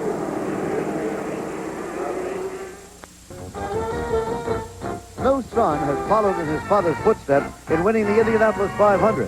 Al Unser Jr. and Michael Andretti could become the first sons to do so. Hanging underneath the gondola of the Goodyear Blimp America is Gyrocam 360, a remote control camera. This is the first time it has been used on network television to cover a race, and it provides a spectacular view of this huge racing facility. They've just gone green at Indianapolis, and now Mario Andretti will get a chance to see if he can go back to stretching his lead over Roberto Guerrero and Danny Sullivan, a lead which bunched up once again during the yellow flag sequence. Sullivan made a second pit stop, which didn't hurt him because of the yellow flag, and Bobby Unser, there's a point about 2 pit stops. Well, it's a lot better than to make 2 or 3 pit stops, but make a little adjustment under the yellow, Jim, than it is to spend a long time and take the chance of getting lapped. And that's what they were doing with Danny Sullivan's car. So just in the last 5 minutes, Danny Sullivan has shown a remarkably cool head under these circumstances. Yes, because I still say Bobby and I were talking about whether he should have come in or not. I think another good reason for not having come in, we were just talking about this, was it did give his crew that extra lap to get their tires out, to get all the stuff that they needed ready. Now, Jack Arute is down with the owner of Mario Andretti's car, Carl Haas. Jack? Carl, you've been keeping lap times all through the race. Could you believe it when Danny Sullivan spun again when you were out there? I'm glad for him. I'm glad he didn't hit the wall earlier. What about the car? The reports from Tyler and Adrian and Mario so far are that the balance is really good, that you guys are really happy with the setup. Well, you know, we're not halfway through the race here. We're happy right now. I hope we can keep it going. Well, there's tension down here, even though they are happy. And believe me, they're all thinking about the year that Mario Andretti did everything except win the Indianapolis 500. I got to tell you, Jack, I like him, but that man is tense all the time. Carl Haas of the Newman Haas racing team. There is a look at Mario Andretti. He is being chased by the man who's been second, third, and fourth here the past few years, the very charismatic 28-year-old Colombian star, Roberto Guerrero. And as Guerrero chases Andretti, we're going to listen to Roberto on the subject of the most difficult circumstances a rider, or a driver, I should say, is likely to encounter during this race.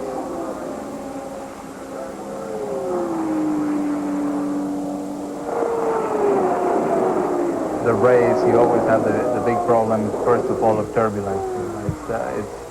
It's very difficult to, when you get behind somebody, I mean, even if the guys are running maybe 5-6 miles an hour slower than you are, then you get within 50 yards of them, and then all of a sudden you lose your front end, and then by the time, you know, the next corner comes along, then you're in the same problem. So it makes overtaking difficult. The other problem that we have is the cars seem to be quite changeable from the full load of fuel to the light load of fuel, which is really what we've been trying to achieve in practice, is trying to get the minimum difference the way the car handles when it has full load of fuel to when it's towards the end of the run with a light load of fuel and with worn tires and whatever. So that's very critical. If you can reduce that gap, then you're going to be very competitive throughout the race.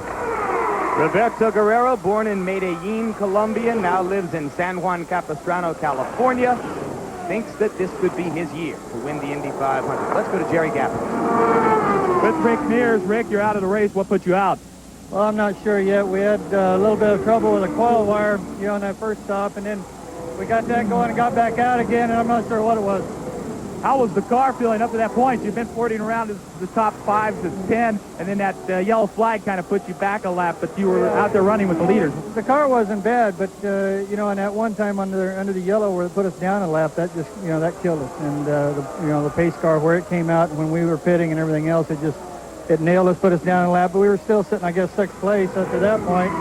So we were just kind of trying to bide our time and see how much ground we could make up and, wait and see what was going to happen, but didn't get there.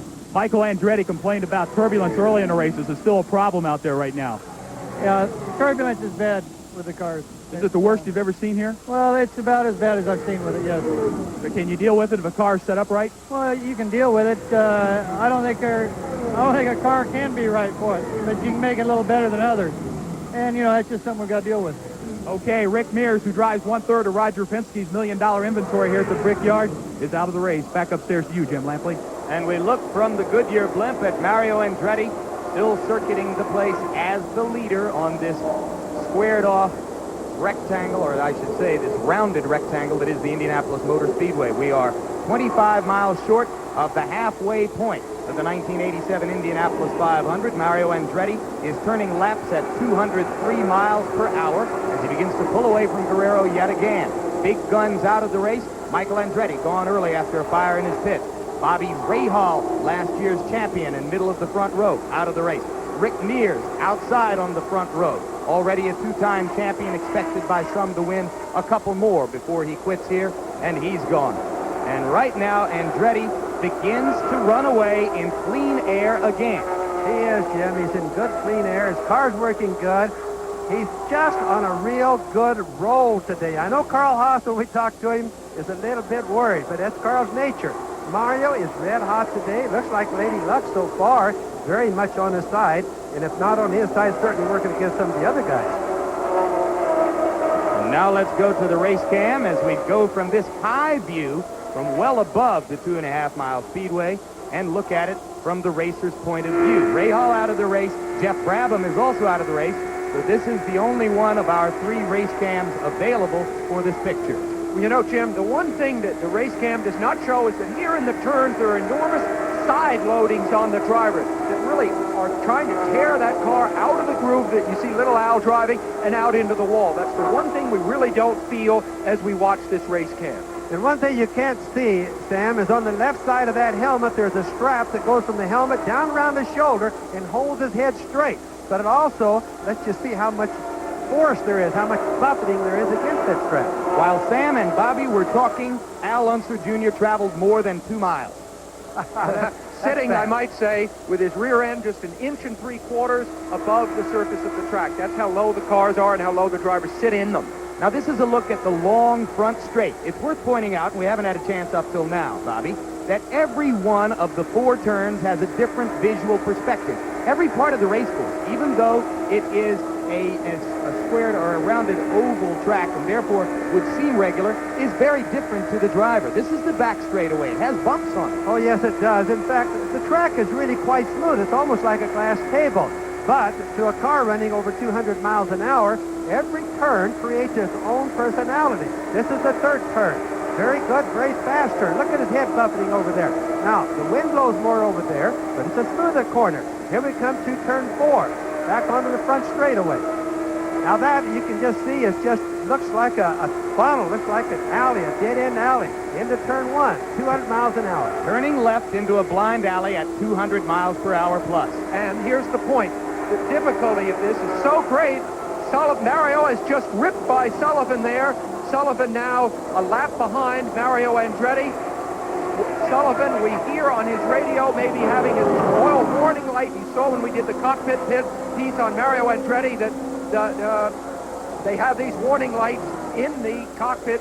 And now Jack LaRue is down in the pit with a story on this, Jack. Well, Sam, let me put a period on the story about Mario Andretti and the purported penalty, the stop-and-go penalty for an infraction out on the racetrack. Let's explain to you how that happened. All the USAC officials are equipped with these radios all the way around the racetrack, and they report in as to what's happening. It seems that maybe they reported in a possible infraction, but I just checked with Jack Beckley, the technical director of USAC, and he said it was never discussed as to whether they would even consider giving Mario Andretti a penalty because there was no penalty to be given because there was no infraction. So we were listening to these radios and heard the report in, but never really got to listen in on the decision. Back to you. Thank you, Jack, and I bring you this report from our producer, my boss, Bob Goodrich. We stick by our story. We heard something about it. The eventual decision on that would go to Tom Binford at any rate, so I'm sure possibly it would discuss, but before it ever happens, it has to be approved by Tom Binford, and it obviously didn't get through there. But listen, there wouldn't be an Indy 500 complete without a controversy of this kind, am I right? We've got a controversy of that that's Dick Simon on the back stretch, Jim. I'm sorry to jump in.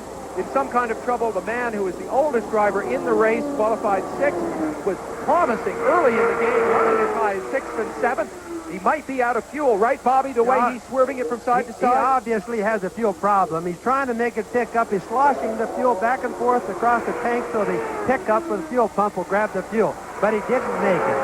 Now, how could that happen? We'll discuss it later, but these gentlemen are supposed to know about how far they can go, and they're getting feedback from the crews on how far they can go on a tank of fuel. Well, Jim, that could possibly be it. He may not really be out of fuel. Remember, the driver doesn't know why it quit. He could have had an electrical failure and think maybe it just ran short of fuel. That is the yellow flag along the front straight, and now let's go to Al Troutwig under this yellow flag, who's standing by with Steve Chassie in his garage. Well, Jim, the problem with number 87 was not the chassis itself, pardon the play on words, but it was water in the engine. I'm with Steve Chassie and Lydia Lockery, the only woman to own a car in this running of the Indianapolis 500. Steve, first to you. The disappointment is quite clear. What are your thoughts about what happened to you out there? Well, I'm disappointed we didn't run all day, of course, but the United Oil car ran well. After the first pit stop, the boys fixed it. I radioed Huey and told him I couldn't run near anyone. It would turn loose on me.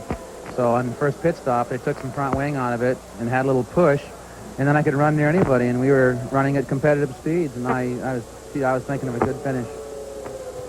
Earlier in the show, we had 8-year-old Blaine, Steve's son, explain to us a little bit about Steve's life. What are you going to say to him when you see him? Hello. Now, Lydia, outside, you were very upset when you told me about the car being out of the race. What are your feelings? Well, sure, I was upset. However, Turn for me here so we can see you. sure, I was upset. However, I am still thrilled that we made this race. That was quite an accomplishment. And what can you do if the engine blew? You know, Steve was driving beautifully. The car was moving well. At one point, I know that the board showed that we were in 15th place. And all I can say is that I'm really grateful that we did as well as we did. And I am glad that there were some companies in Indianapolis who supported us, United Oil, Life of Indiana, a lot of smaller companies. And I am so thrilled still with the way things went that we will be back next year. All right, thank you very much. These folks were pretty happy when they sat on the buffle and made the race. There's a little bit of a different feeling in here right now. Jim? All right, thank you very much, Alan. During that conversation, both Mario Andretti and his pursuer, Roberto Guerrero, pitted under the yellow flag.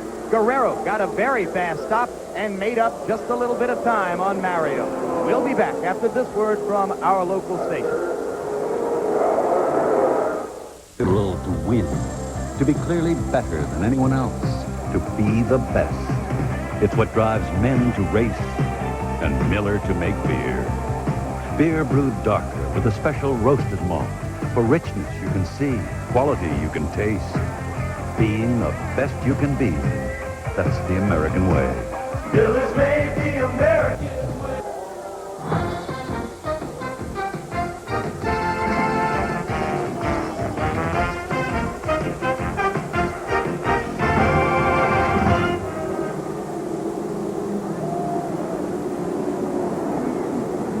Back again with an update this time at the Indianapolis 500. Jim McKay reporting here. Only 2 cars on the same lap, and it raises a couple of interesting points. First of all, Mario Andretti, the leader, won this race in 1969, 18 years ago, when he's a kid of 29. Now he's 47 years old. No foreign driver has won this race since the late Graham Hill in 1966, 21 years ago. Roberto Guerrero, the only other car on the same lap, is from Colombia. He would be the first driver who was a citizen of a foreign country in all that time. Mario Andretti himself, of course, was born in Italy and lived there as a boy.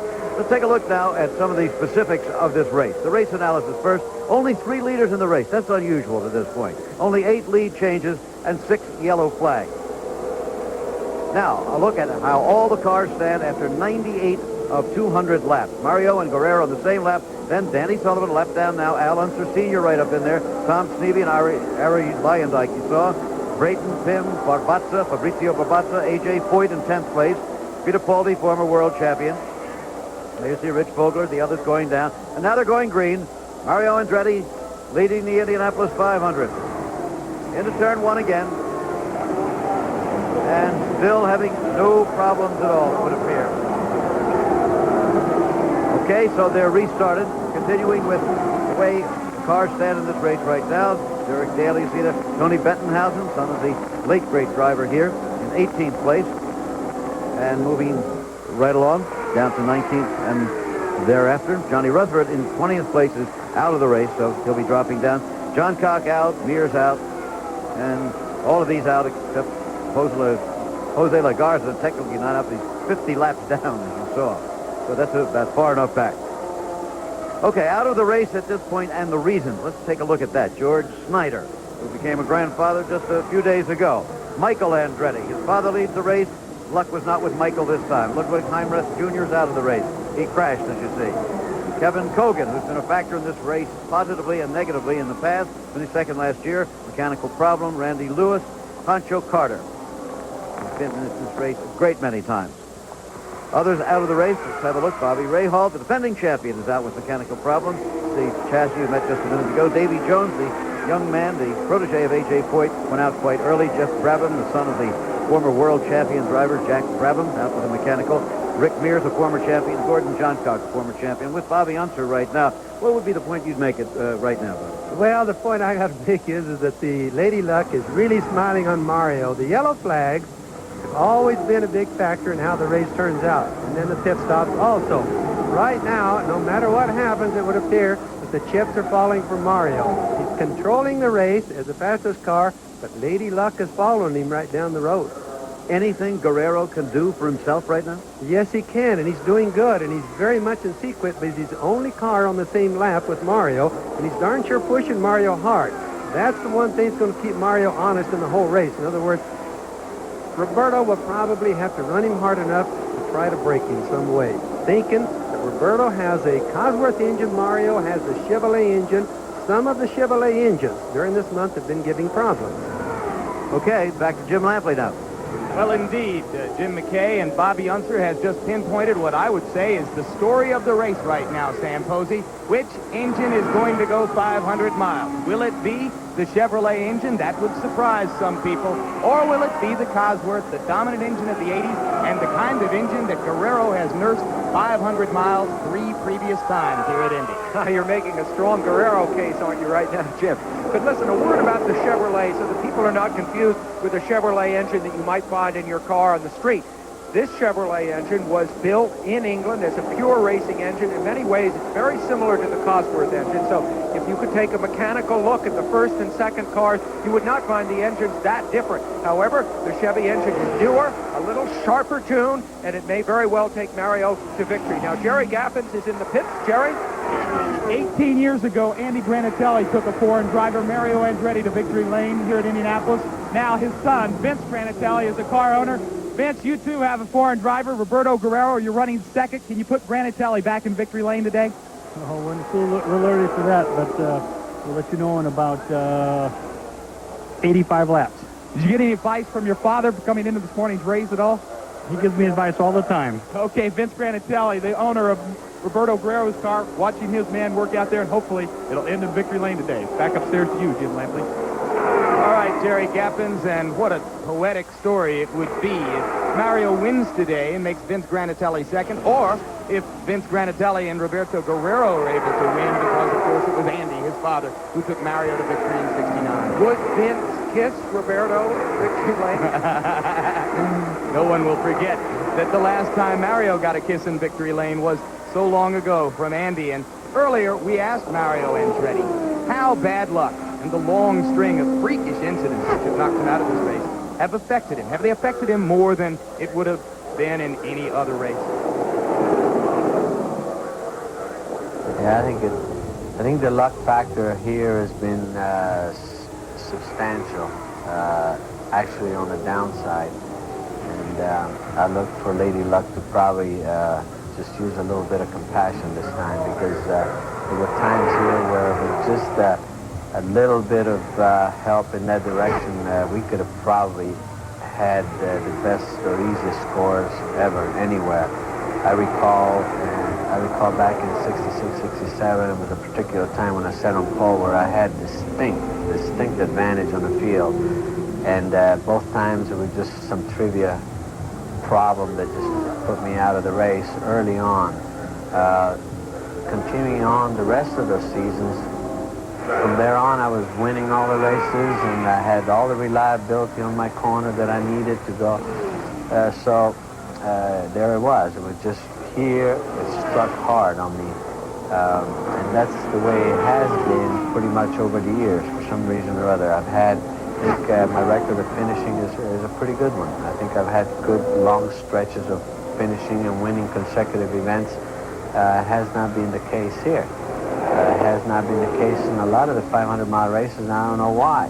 You know, just close, but yet no cigar. So I think it's time that has changed a little bit. I think the law of averages probably, hopefully, is trying to come in my direction a little bit. And again, it's not just the fortune that we're looking for. The ingredients that I have behind me, I think, should be a considerable factor in trying to help Lady Luck make up her mind.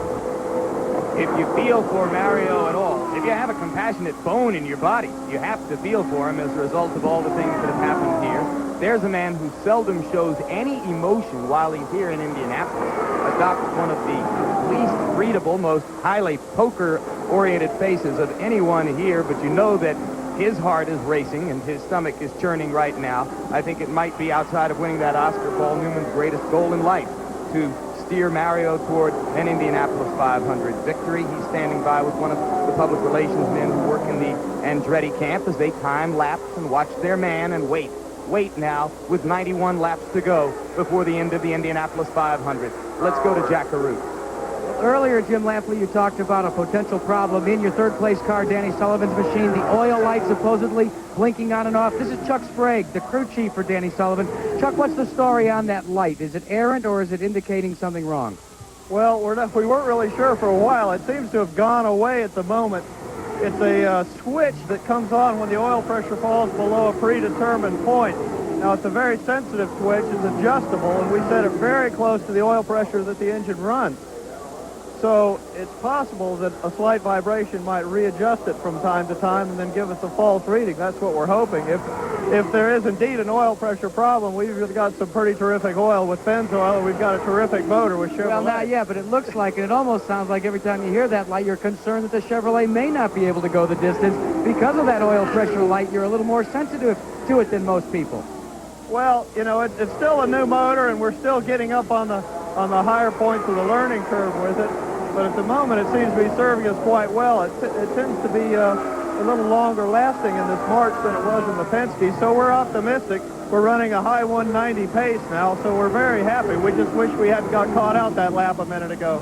Put optimistic in quotation marks, and I think you've captured what the situation is down here in Danny Sullivan's pit. Gentlemen?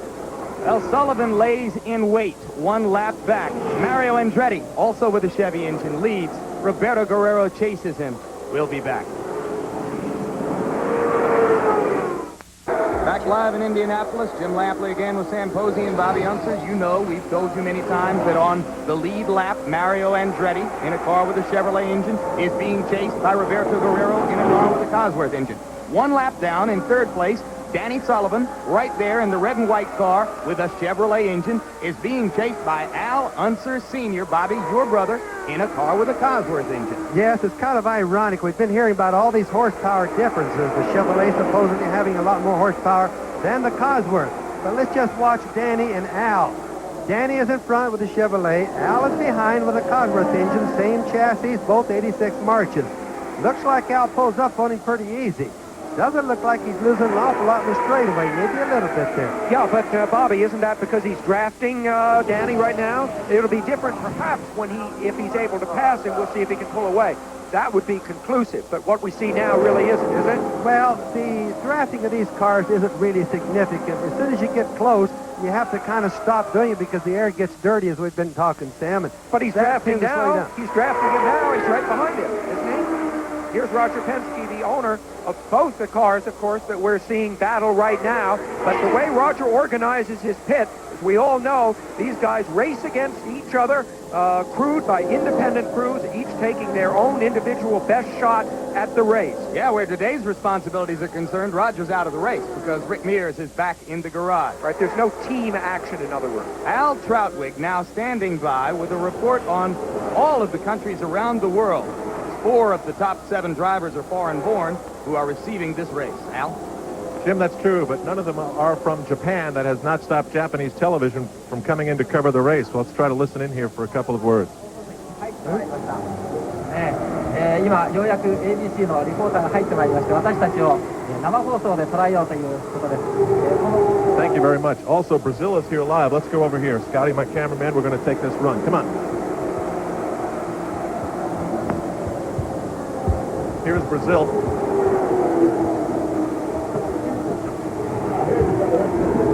Estamos aqui transmitindo pela Rede Bandeirantes. Grande abraço a todos vocês do Show do Esporte. Thank you for ABC. You're welcome. Jim, Okay. back to you. It's quite international here. Oh, and coming off of that, I've just got to put in an unformatted pop. On Monday, June 1, late night, Monday Sports Night on ABC is going to begin. Al Troutwig is the host. He is redefining the art of humor in sports commentary because he has the audacity not to laugh at his own jokes. Al, you're the greatest. Meanwhile, out on the track, we have another look at Sullivan. And now we're going to hear from Danny Sullivan. And simple question, which you might ask of a man who's had the kind of experiences Danny's had in the last couple of years. I love to hear him talk about this subject. Is it fun being Danny Sullivan? Yeah, I'm having a good time. I mean, sometimes it gets to be a strain, but you know, you have to think about when you're starting and when you were in the Formula Fords and when you were looking on it from the outside, kind of looking in, and you were seeing the Jackie Stewarts and all those people, and you thought, that's where I want to be. Not just because of the fame or the people going after them or whatever, but from the results, from winning everything. So when you get to that level, and particularly after I won in '85, when everything was really happening, I had to remind myself that the reason it was happening was because of the victory at Indianapolis. And that's what I had worked for. And I would be very hypocritical if I then turned down all those people and went and locked myself in a motorhome and became a recluse and all that. That would be very hypocritical of the situation. You heard the reference to Formula One star Alan Prost, who next week at the Grand Prix of Monaco will try to break Jackie Stewart's record, now shared by Prost, of 27 career Grand Prix victories. Our same-day coverage of that event next Sunday, 4 o'clock Eastern, 3 o'clock Central. And Sam, you and I are going to get to make that trip a couple nights from now. A.J. Foyt has gone into the pits, and as we look at Foyt, we get ready to go to commercial. And I will remind you once again, only 2 cars are on the lead lap. Mario Andretti leads Roberto Guerrero by 11 seconds. 10 years ago, Janet Guthrie became the first and only woman to start in the Indianapolis 500.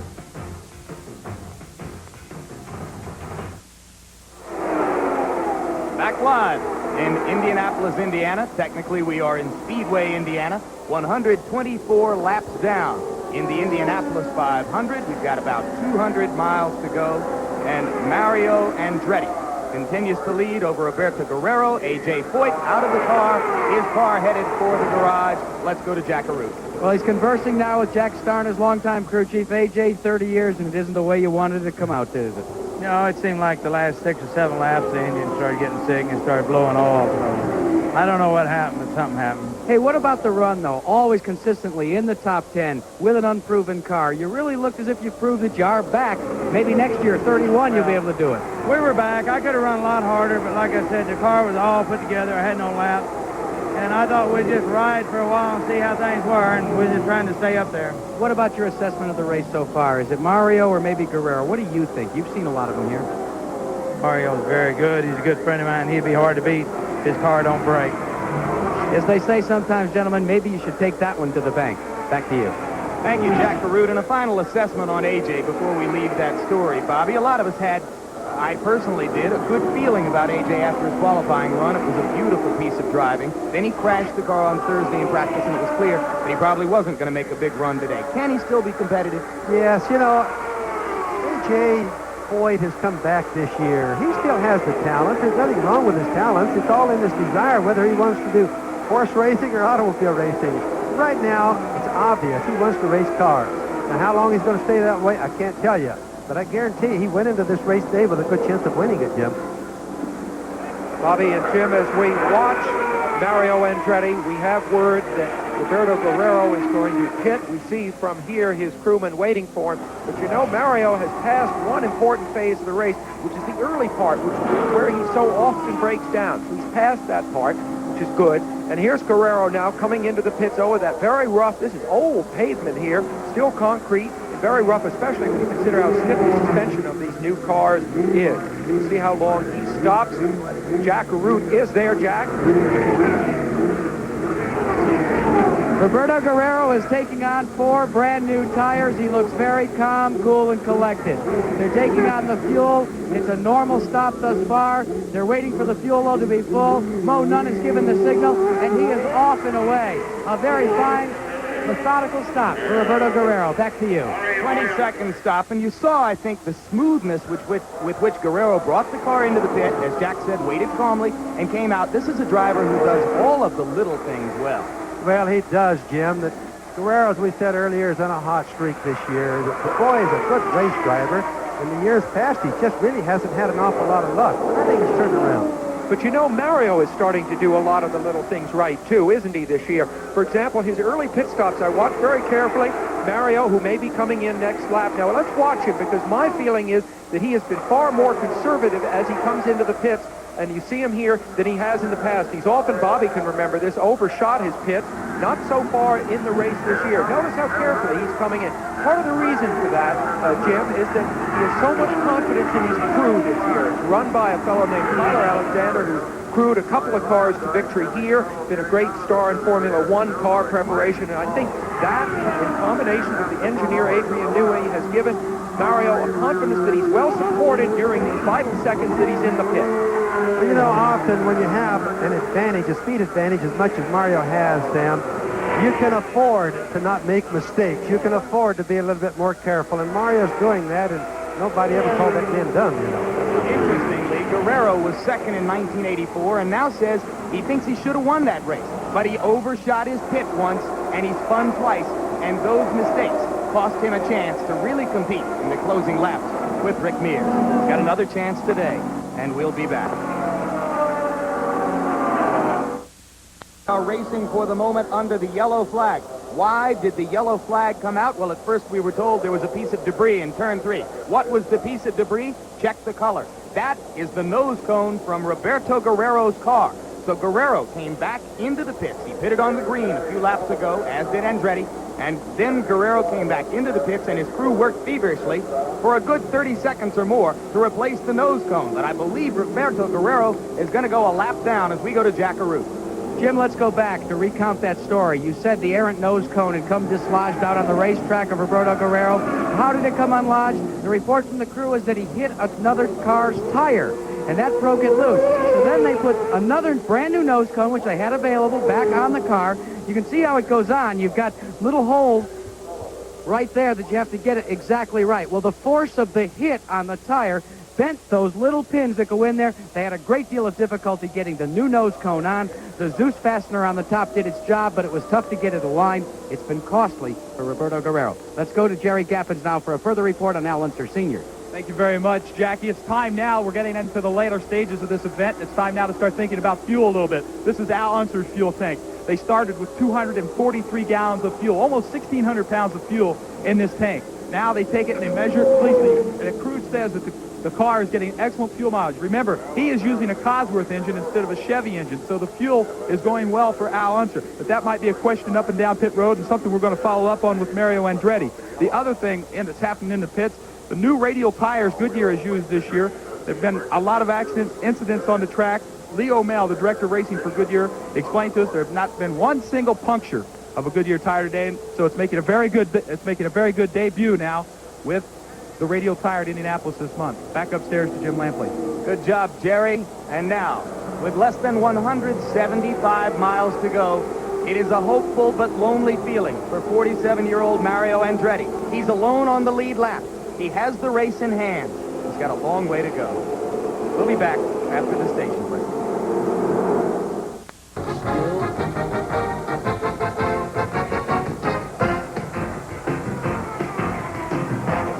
The Indianapolis 500 is being brought to you by Miller Genuine Draft, cold-filtered draft beer. It's as real as it gets. By Goodyear Tire and Rubber Company, No matter how far you go, Goodyear takes you home. And by Match Light, proud sponsor of the 1987 Indianapolis 500 Fast Start Award. We are back live at Indianapolis. I'm Jim Lampley in the booth with Sam Posey and Bobby Unser. There is the story of the leaders who are racing under the green right now in the Indianapolis 500, and you can see that one car is alone on the lead lap. Now, a quick postscript on what Jerry Gaffins mentioned just a few moments ago. Throughout the month, so much of what we've talked about and many other observers here have talked about has had to do, as you look incidentally at Emerson Fittipaldi's car. Emerson's car is now on the inside of the track, and Fittipaldi, who had to go back to 33rd place and start in a backup car after a practice crash this past Thursday, managed to make it 135 laps in the race, but now he apparently is going to be history. And there is Andretti, who is out there all alone, running well ahead now, a full lap ahead of Roberto Guerrero. But we talked all month about the handling problems, the excessive number of crashes, 25 crashes. Bobby Unser, it's been an extremely clean race given those circumstances. Oh, it certainly has. You know, the only problems we've had all day so far is what we had with Jose Lee early at the start of the race. Number one turn, number one lap. And since then, we've only had Danny spinning and just almost nothing. It's been the nicest, cleanest race, and I think the account for that has been the weather. The weather has been very cool. The track is cool, the air is cool, made the cars stick good, a lot safer. Incidentally, Emerson's car is not an accident, so the people know. That's a mechanical problem. He was going slow. Something probably quit on the car, maybe the engine. Yeah, thanks, Bobby, for pointing that out. And Sam, any reflections on the tire and wreck story? Well, you know, I think the reason it's been so safe, really, is that the cars have been going so slowly. Except for Mario and the 3 or 4 guys pursuing him, when you watch him go by the slower cars, look at his superiority. The pace among the majority of the field is really extremely slow. I don't think we really are answering those questions about the tires and about the suspensions of the marches and some of the other things that were big issues during qualifying. Right now, let's return to the story of 47-year-old Mario Andretti racing here after having been a rookie 22 years ago in 1965. He won the race in 1969. It's fascinating to me that if you were to look back at what happened in practice and qualifying every year and then tried to guess which year Mario had won the race, 1969 might be the last one you'd pick. There have been so many other years when he appeared in a position to win it, and so many things have gone wrong. Right now, with Al Trautwig, let's reflect on the litany of frustration for Mario Andretti at Indy. In 1969, everyone thought Mario Andretti's bad luck at Indianapolis would continue as it had for 4 years. He had destroyed his slick Lotus in practice. But the young driver from Nazareth, PA, slid into his Andy Granatelli-owned backup car and drove to victory for the first time in Indianapolis.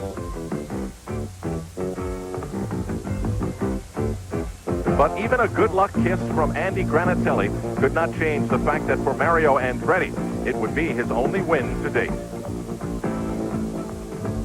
In 1975, Mario's jinx was again on full display in the backstretch of the Speedway as he swerved out of control and into the wall. His 12th trip to the Indianapolis 500 was completed with the aid of a tow truck, and all he carried away from the track were bruises.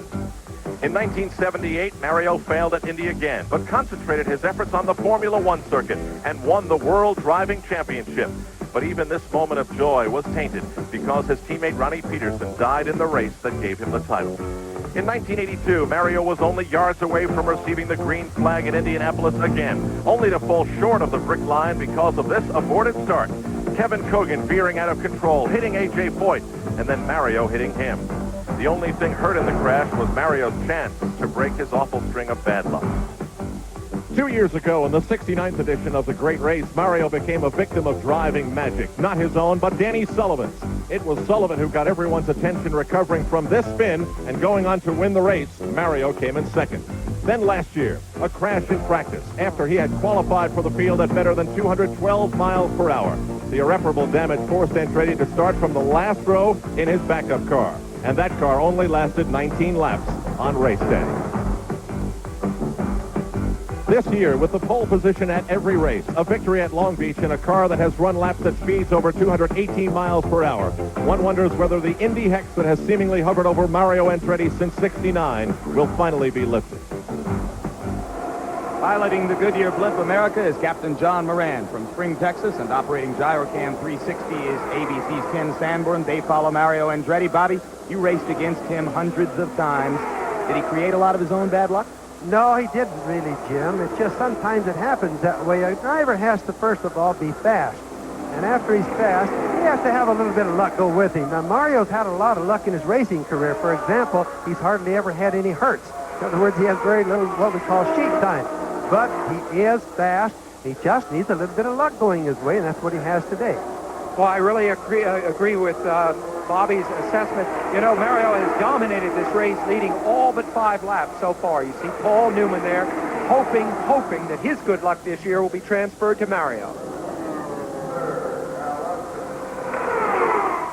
Indianapolis, a look at the second-place car, number 4, Roberto Guerrero. A long way now between Guerrero and the leader, Mario Andretti, who is 1 full lap ahead.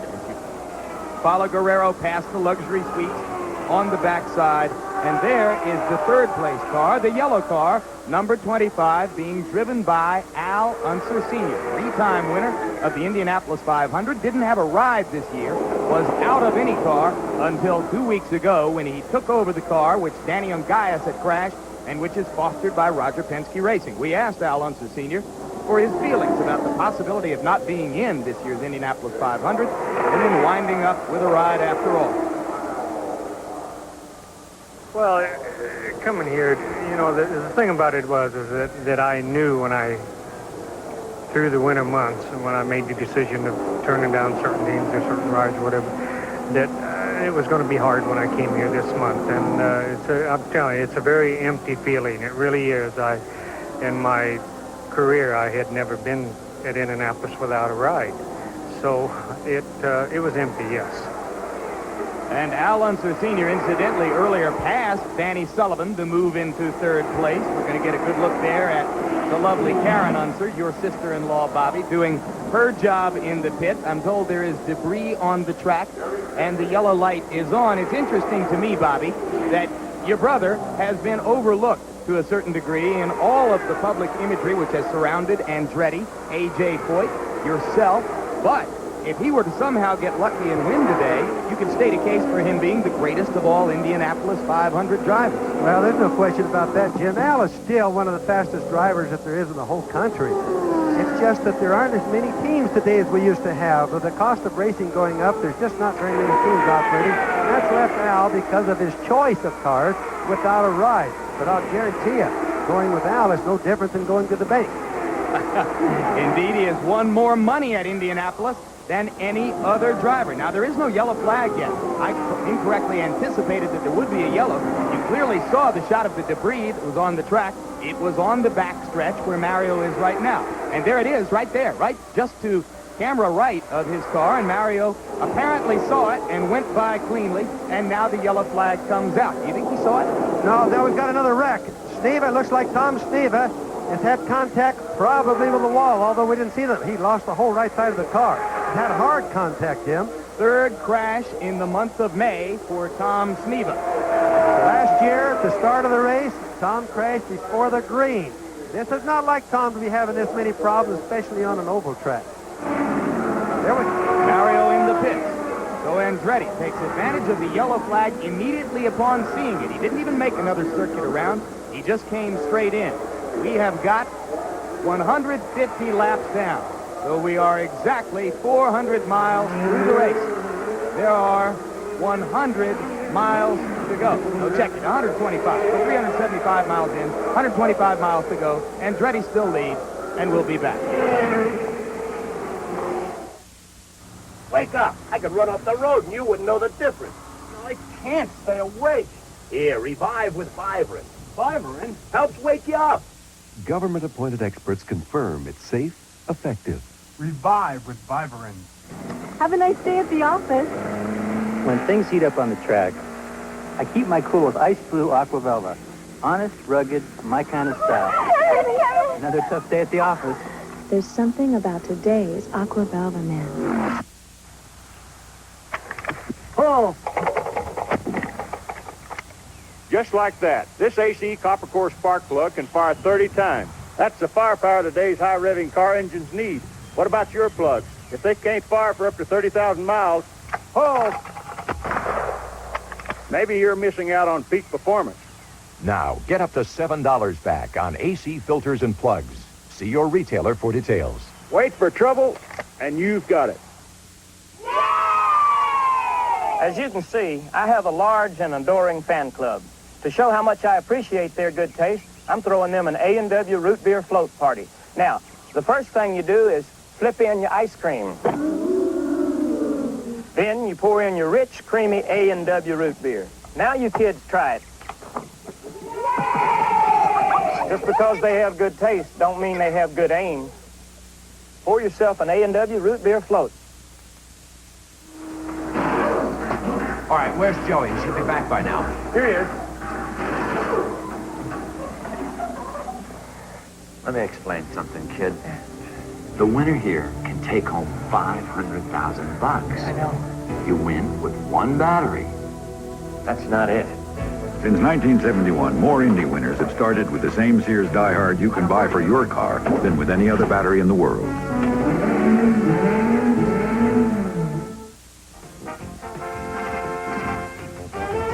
It's been 50 years this May since riding mechanics were last used in competition at the Speedway.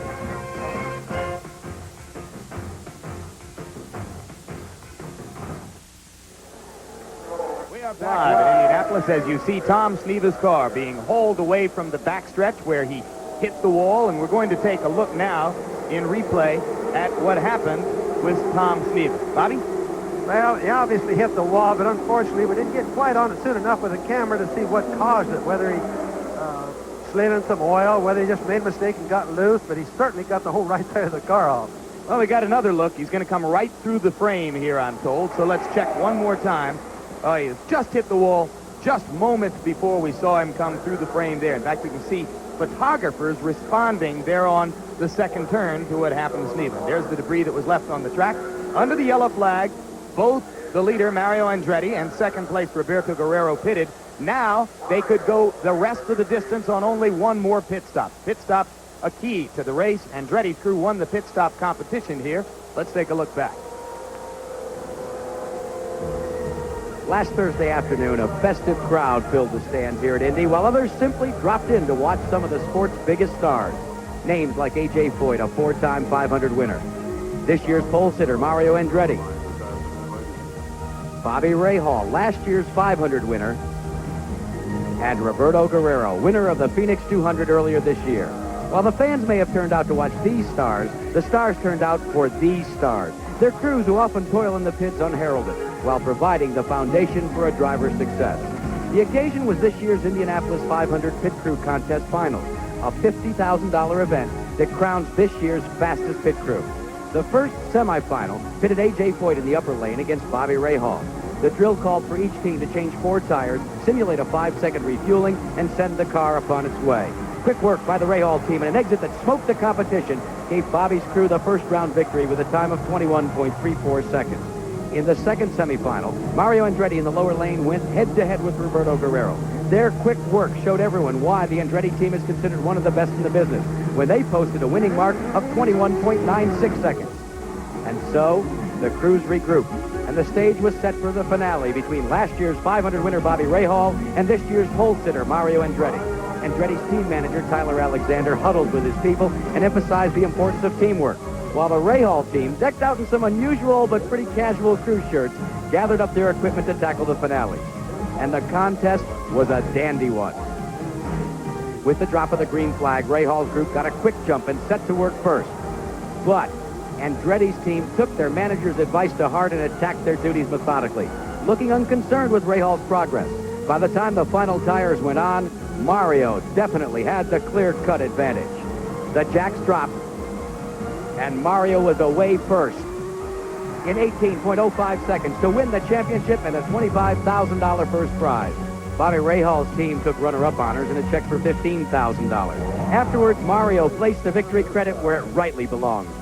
This is really the day for the crews, too, isn't it? This is their chance to shine. You're kind of secondary today. Absolutely. Totally secondary. I was just riding in there. All I have to do is bring it in, take it out. The bulk of the work they do, and they did it. And while we were away, during pit stops, both Roberto Guerrero in second place and Al Unser Sr. in third place came into the pits. Unser Sr. exited first. So right now, we've had a change on the leaderboard. Mario Andretti still one lap up. But the new second-place driver, one lap down, is Al Unser Sr., who is stalking his fourth Indianapolis 500 championship, a mark which would tie him with A.J. Foyt as one of two men to win the most ever. He'll have to have a little racing luck. He'll have to see something happen to Andretti, but if it does, he's right there. Let's go now to Jim McKay for a host update. Well, Jim, it's kind of interesting to note that in 1968, Mario Andretti finished last in the Indianapolis 500. The next year, 69, he won it. Last year, he finished 32nd, next to last. And this year, well, it looks more and more like Mario may win that elusive second Indianapolis 500. Here's how they stand right now. Andretti followed by Al Unser Sr., remember, now in second place. Then Guerrero of Colombia. Danny Sullivan, a former champion. Fabrizio Barbazza, young man there. Not a familiar name yet. Scott Brayton, Al Unser Jr., so both of the Al Unsers are in the top 10. Gary Bettenhausen and his brother Tony Bettenhausen. I don't think he's in two places at once. But here is the race analysis. 14 of 33 cars running. Only 3 leaders, only 8 lead changes, 8 yellow flags. The average speed 165.538. If you're wondering about how Mario stands with, well, we're going to take a look at that in a minute. First, out of the race, George Snyder had an engine fire. Michael Andretti, fire in the pits. Heimrat, you see, crashed. Take a look at some of the others. Kevin Cogan, mechanical. Randy Lewis, the gearbox problem. Pancho Carter, out again this year. Bobby Rahal, the defending champion, out with a mechanical on 57. Steve Chassis, you heard about. Davy Jones, the protege of A.J. Foyt, the rookie. Jeff Brabham out. Rick Mears, a former champion, out. Gordon Johncock on the comeback trail, had to go out today. Rich Vogler, A.J. Foyt out on the lap 116. Ari Leyendyk was going very well, the Dutchman. He had to go out. Former world champion, Fittipaldi, Ed Pym, Tom Steve, a crash as we saw just a short time ago.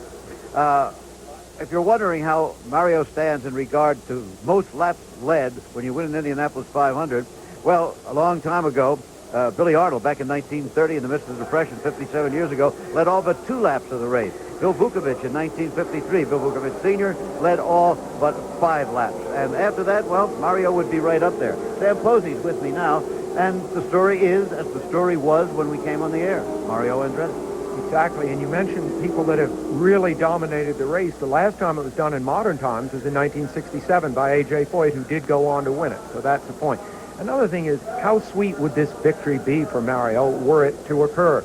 Danny Sullivan is one of his pursuers right now, and he's defeating him. He's got a lap edge on him. Sullivan had a spin, not identical to the one that he had in front of Mario 2 years ago when Sullivan went on to win, but it's the same sort of scenario, except that today, Mario is coming out on top. You know, close associates of Mario have never seen him show real emotion. I've never seen him cry, for example, and I just wonder, luck were to be with him, and I, knock on my wooden head, that it would be. Would we see something like that in Winter Circle? Jim, you've been to so many sporting events, not just races, but so many great sporting events. Do you have a hunch at this point yourself? About what's going to happen? Yeah. I'd have to have the hunch that Mario's going to win the race. I don't think there's any question that he's got obviously the best chance. Down in the pits, this is interesting. Katie Guerrero, the wife of Roberto Guerrero, and Karen Unser. Gee, times have sure changed in the last 25 years since we started coming. And another Lampley back live at Indianapolis. 400 miles down, 100 miles to go. Mario Andretti protecting a 1-lap lead over Al Unser Sr., Roberto Guerrero, and Danny Sullivan. Let's go down.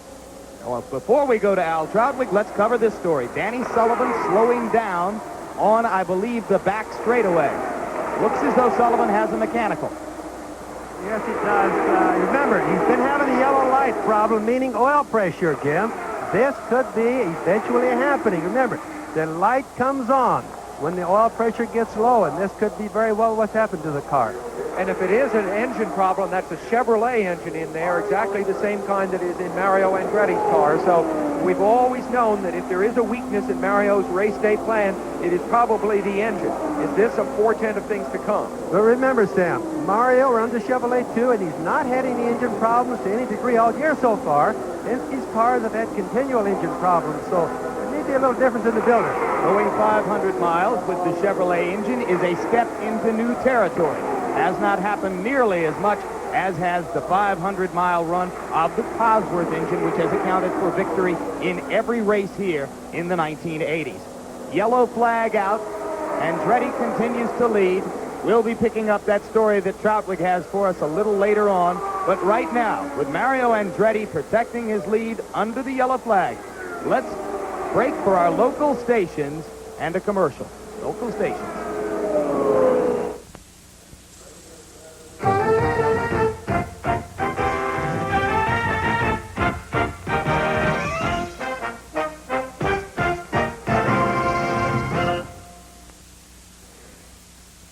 We've got 12 cars left running in the Indianapolis 500. Here was the latest to go out. You are looking at a replay from the front straight, and watch the car in the middle of the track. You're going to see a piece fly off of that car, and there it goes off flying into the distance.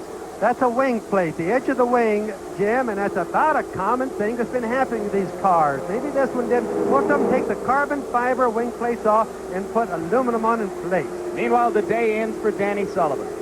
Yes, and you know what? This leaves it so extraordinary because Sullivan, after his great day, leaves only Bobby Unser's brother Al of Roger's entire team. 3 has become 1, and that's a very good one indeed. Meantime, down to Al Troutwig. Al? Sam, you and I frequently speak of new innovations in racing. You're looking at one of them. This is the means of communication being used by the Tony Bettenhausen crew. If it looks like a telephone to you, you are correct. If we knew his number, we could actually dial him in his car. This is Ted Quackenbush, a representative of the Tony Bettenhausen crew. Ted, how's the telephone working? Worked great for about the first 100 laps, and then the microphone in the helmet gave way, and now we're going back to hand signals. What does a telephone call like this cost? Well, since today's Sunday, it's off peak, so it's 17 cents a minute. Which comes out to roughly $30.60, Jim Lampley. Only you, Al Troutwig, only you. And since I've left you hanging on the edge of your seat, let me take you off of it. The car which lost the wing plate was that of Fabrizio Barbazza, the 23-year-old rookie who lives in the legendary racing town of Monza, Italy, and who's been running beautifully here today in the top 10 much of the day.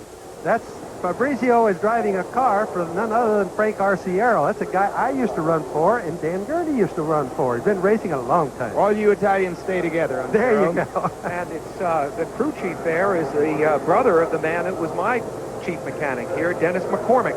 And he told me that Barbazza comes on strong in the latter stages of the race, so we may see a lot more from him yet. Meanwhile, let's take advantage of this yellow flag to remind you that on Saturday, June 6th, which is 2 weeks from now, or actually 13 days, ABC Sports continues its live triple-round coverage with the Belmont Stakes. Kentucky Derby and Preakness winner Ali Sheba will look to capture the third jewel and complete a $5 million Triple Crown purse. The 119th running of the Belmont, live 4:30 Eastern, Saturday, June 6th, ABC Sports. Green flag at Indianapolis. The yellow flag has bunched up the battle for second and third between Guerrero and Al Unser Sr., and now it is Roberto who has moved back into second place. Roberto passed Al right on the green flag. It looks like maybe Roberto caught Al sleeping a little bit, very much the way Ray Hall caught the boys last year and won the race that way. So I'm sure Al's going to really wake up over this one. Well, Ray Hall still contends to this day that he had the big advantage from the second place position, that there was almost no way he wasn't going to pass Kevin Cogan in those circumstances because of the wind condition. Well, possibly, yes, but I always felt that was very gracious of Ray Hall to pay, Kevin Cogan the compliment. Now, we look here at the pass that Bobby was just talking about. Mario, of course, is leading the race. You see Al out toward the wall on the left side, and you see Roberto on the right side, who timed it just perfectly in a pass that really is the duplicate of the pass that we were talking about that won the race for Ray Hall last year. And let me make one point that I perhaps didn't make clearly enough at that time a year ago. You can go when you see the green flag. You don't have to wait until your car is parallel to the scoring tower, the flag tower, I should say. And now let's go to Jack Caruth. Jim, now is the time when all the crew chiefs have to determine when do they pit for the final time. Well, checking with Mario Andretti's crew chief, Tyler Alexander, here's the mark.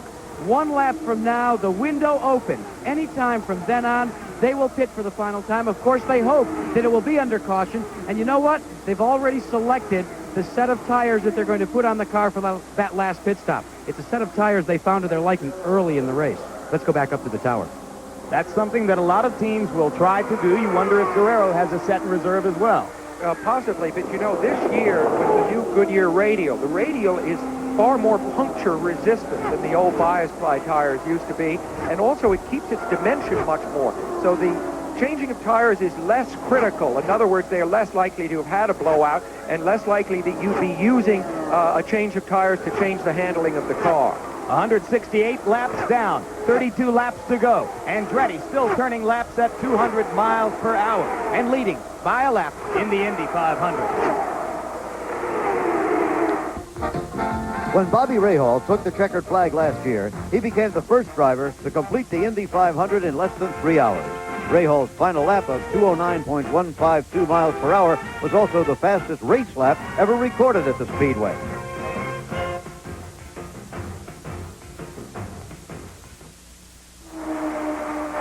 We are back live, and you look at the leader, Mario Andretti, with now only a short distance to go, 28 laps in the Indianapolis 500. Andretti is being chased by Roberto Guerrero.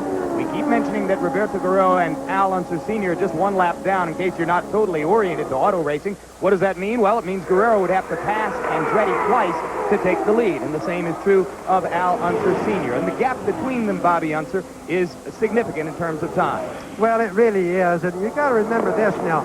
Mario's in a different predicament right now than he's been all day. It means that he's got to drive totally a defensive race now.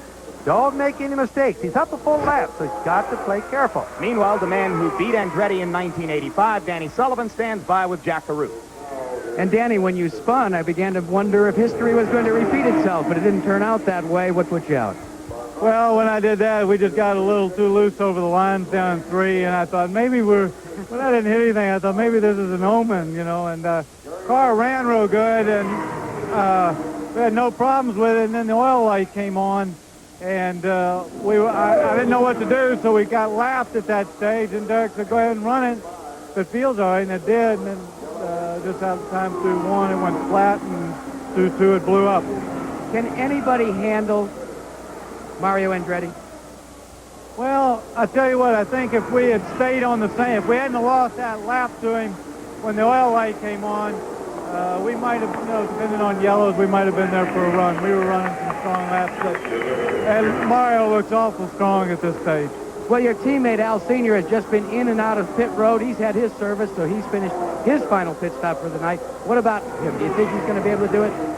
Well, I'm pulling for Big Al, obviously, but it'd be nice for Chevrolet if Mario won, and I know he's been waiting for a long time, but I got to be pulling for Big Al. He's my teammate. Well, that's the story from one teammate to the other. Let's check in the other side of pit road with my colleague, Jerry Gappin. Jerry? 25 laps to go, Jack Carew. Vince Granatelli, Roberto Guerrero's owner. When are you going to bring Roberto in for his final stop? Sometime in the next 5 or 6 laps, depending upon whether it's a yellow or not. Anything you can do to the car to make it fast enough to catch Andretti the last 25 laps? Well, have to do some kind of trick to pick up a full lap in 25, but we'll see what happens before the race is over. Okay, Vince Granatelli, the car owner for Roberto Guerrero, hoping something like a miracle could happen for his driver, Roberto Guerrero. Back upstairs to you, Jim Lampley. That's what it's going to take, is a miracle. You could see that Vince was not nearly as ebullient in that particular conversation with Jerry Gappins as he had been a little bit earlier in the race. Roberto Guerrero's last 3 years, 2nd, 3rd, and 4th. He's always finished the race in his career here. But there was a driver named Ted Horn back in the 30s and 40s who for 9 straight years was 4th or better and never won the race. Roberto Guerrero has got a little bit of a mini Ted Horn streak going here. You know, it's funny, Vince Granatelli is a very practical guy compared to his dad, Andy Granatelli. He was so emotional in these racing situations. Now, you see, I think that was a glance at Mario possibly starting for the pits. Mario on the right of your screen, he's not starting for the pits. Oh, my goodness, it's happened again. It has happened. It has happened again, and you can hear the crowd responding. Lady Luck has reared what is to Mario her ugly head at Indianapolis again. That shows. Don't count your chickens till they hatch. The bad luck has followed Mario again. This is kind of sad in many ways.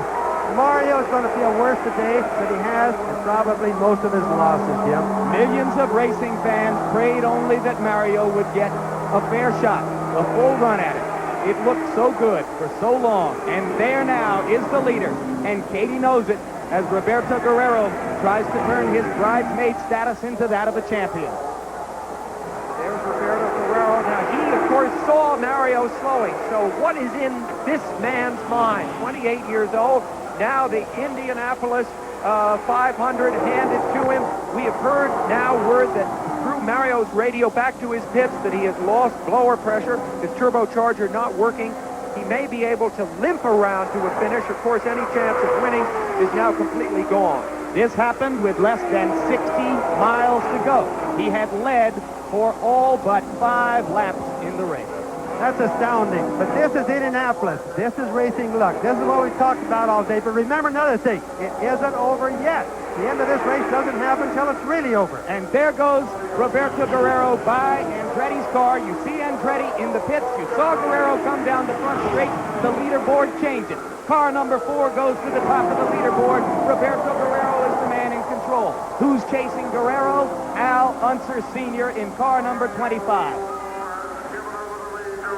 And Unser Sr. pitted, as you saw, during that interview that Jack Arute was doing just a few moments ago. So Guerrero's got a little bit of a working margin. Another thing to keep in mind now, it always gets exciting to the end. Al Unser, my brother, has made his last pit stop. Roberto has yet one stop to make.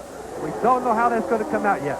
So the real pressure here now is going to be on the Guerrero pit crew. And these will be nervous moments of anticipation for them as they await the chance to do their job. Roberto will be in 3 laps, Jim.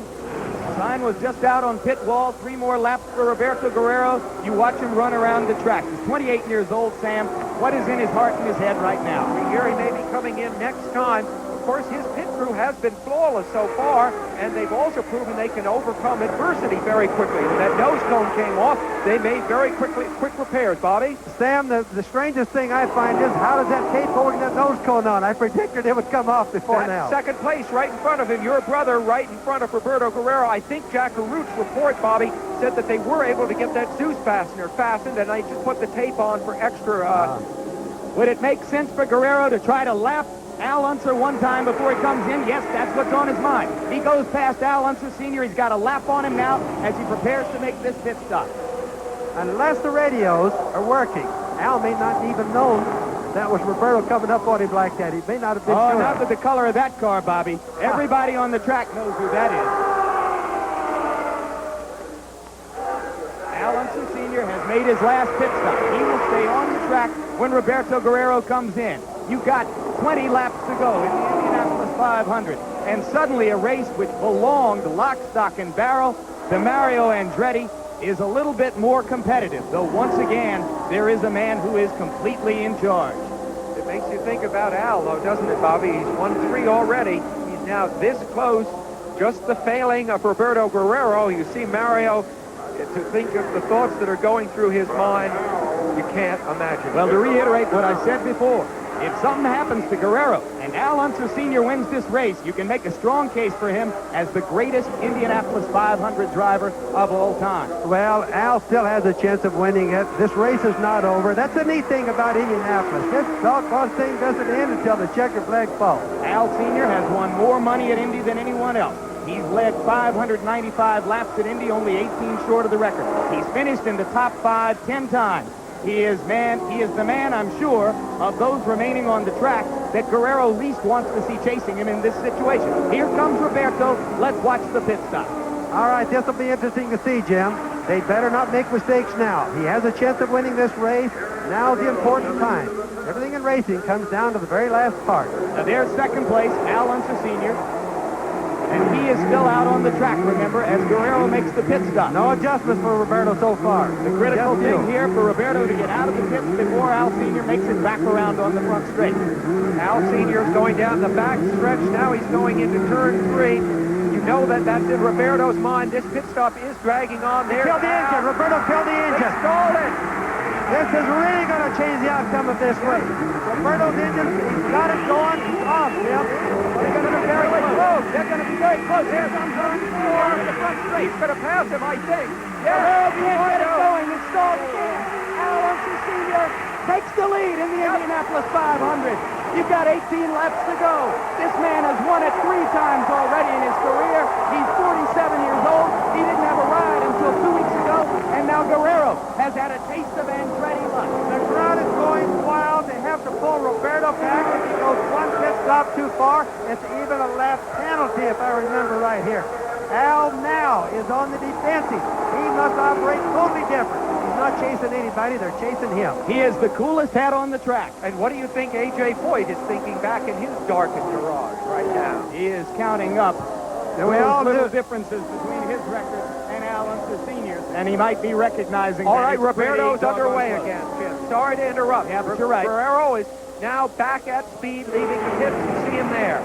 But there goes Al going by him, so he is now a full lap down, and obviously he saw Al flash by. He knows the situation. There's no chance of overcoming that deficit through sheer speed whatsoever, so he is now in the position that Al was in before. This is all within the space of a few miles. Andretti, who had controlled the race all day, suddenly pulling down to the apron. Guerrero taking the lead. Guerrero passing Unser Sr. to go a lap up. Coming in for the routine pit stop, the last one in the race. Stalling the car. And Al Unser Sr. taking advantage of the opportunity to move into the lead. All he's got to do now is finish cleanly. Jim, I still want to caution everybody. This is the Indianapolis 500. You can't tell what's going to happen. We've had an extremely exciting race, especially at the last here. More action than you can believe. But Al is on the defensive. He must keep everything together, but he can do it. He could have had even more than 4 wins. He was second in 1983. There's Mario finally coming back out into the race. He's going to finish it, perhaps, but only as an also-ran today.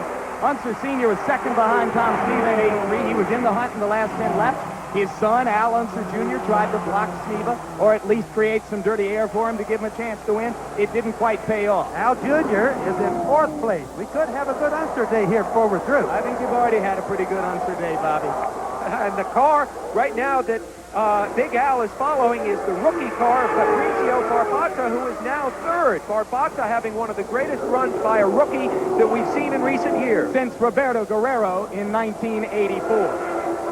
All right, we've got 15 laps to go. We're going to go to commercial one more time. And when we come back, we're going to bring you the finish of Al Unser's bid for a 4th Indy 500 title. From overhead at the yellow car, carrying what is now the story of the day, and perhaps to a certain degree the story of the decade at the Indianapolis Motor Speedway.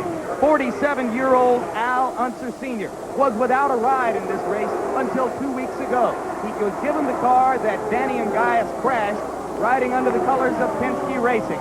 And now, Al Unser Sr. is in position to win a 4th Indianapolis 500 title, which would tie him with A.J. Foyt as the only 2 men ever to accomplish that. Let's go now with Al Troutwig. Jim, it's quite a scene down here in the Al Unser Sr. pit. Rick Mears and Danny Sullivan out of the race. That looks strange enough, but they're all trying to help Roger Penske get the attention of Musak to blue flag car number 12, the car of Barbazza. They think that he is interfering with the progress of Al Unser Sr. In the meantime, Karen, Al Unser Sr.'s wife, is really agonizing over these past few laps. You can see the tension in her face without looking very hard. Back to you. It's a very good point, Al Troutwig. As you look at the red car of Barbazza in front of Al Unser Sr., he has been moving all over the track to obstruct Unser Sr. and thereby lessening some of the distance between Unser Sr. and the 2 men chasing him, one of which is Guerrero, the other of which is Barbazza. Barbazza is 2 laps down. Guerrero is 1 lap down. Remember, Guerrero would have to pass Unser twice within these closing laps in order to get back into the lead. We've got 11 laps to go. Bobby, when you won the last race you won here back in 81, you became the oldest man ever to win the Indianapolis 500. If your brother hangs on and wins it today, he would displace you from that honor by a matter of a few months. Sam, what do you make of that? If that happens, I'll just be the happiest brother in the world. Great. What do you think he is feeling right now, given your intimate relationship through the years? What's in his mind? He's trying to make a decision right now what to do with Barbazza, whether to go for a pass and get out of a danger area or whether to possibly create a danger area by trying to go by. He can't make up his mind. Fabrizio's holding him back, but he just doesn't know what to do. Plus, he's got Roberto behind him. But he's got a lap lead. He's not going to take any chances at all going by Barbazza. Well, Jim, it's really more of a case about whether you can have dirty air, the guy getting a wreck in front of you, something like that. That's where the problem comes in. What an emotional weekend this is going to have to be for the Unser family. Friday night, Bobby Unser's son, Robbie Unser, was injured in an automobile race here. As you see, Guerrero unlapping himself. He's now back on the lead lap with Unser, and we've got 9 laps to go, but let me pick it up again. Your son, Robbie, broke his leg Friday night and is having a little bit of a tough go of it right now at Methodist Hospital. You've got your brother in the lead with less than 9 laps to go, trying to win for the 4th time. Your nephew is just 3 cars behind him in 4th place, and you're working the Indianapolis 500 for an announcer, or as an announcer for the first time. How hard is it now for you to maintain your concentration in these last 9 laps? Yeah, it's hard. I've got the shakes, as you can tell right now. I'm beyond myself.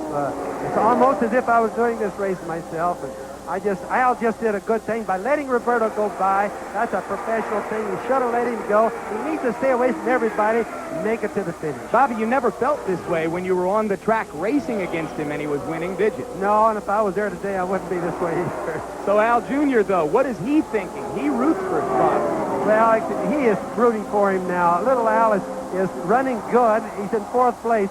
But I guarantee you that he's really pulling for Daddy right now. Now we have a yellow flag. Yellow flag with 8 laps to go. It's Mario Andretti, who has gone down into the infield. This is not bad news for Al. This is good news. He can get the car, get down, cool everything off, burn away a few laps under the yellow. This can't hurt anything. 8 laps to go, so there won't be many laps left under the green when we come back after this yellow. Well, let's try to cover all the little details.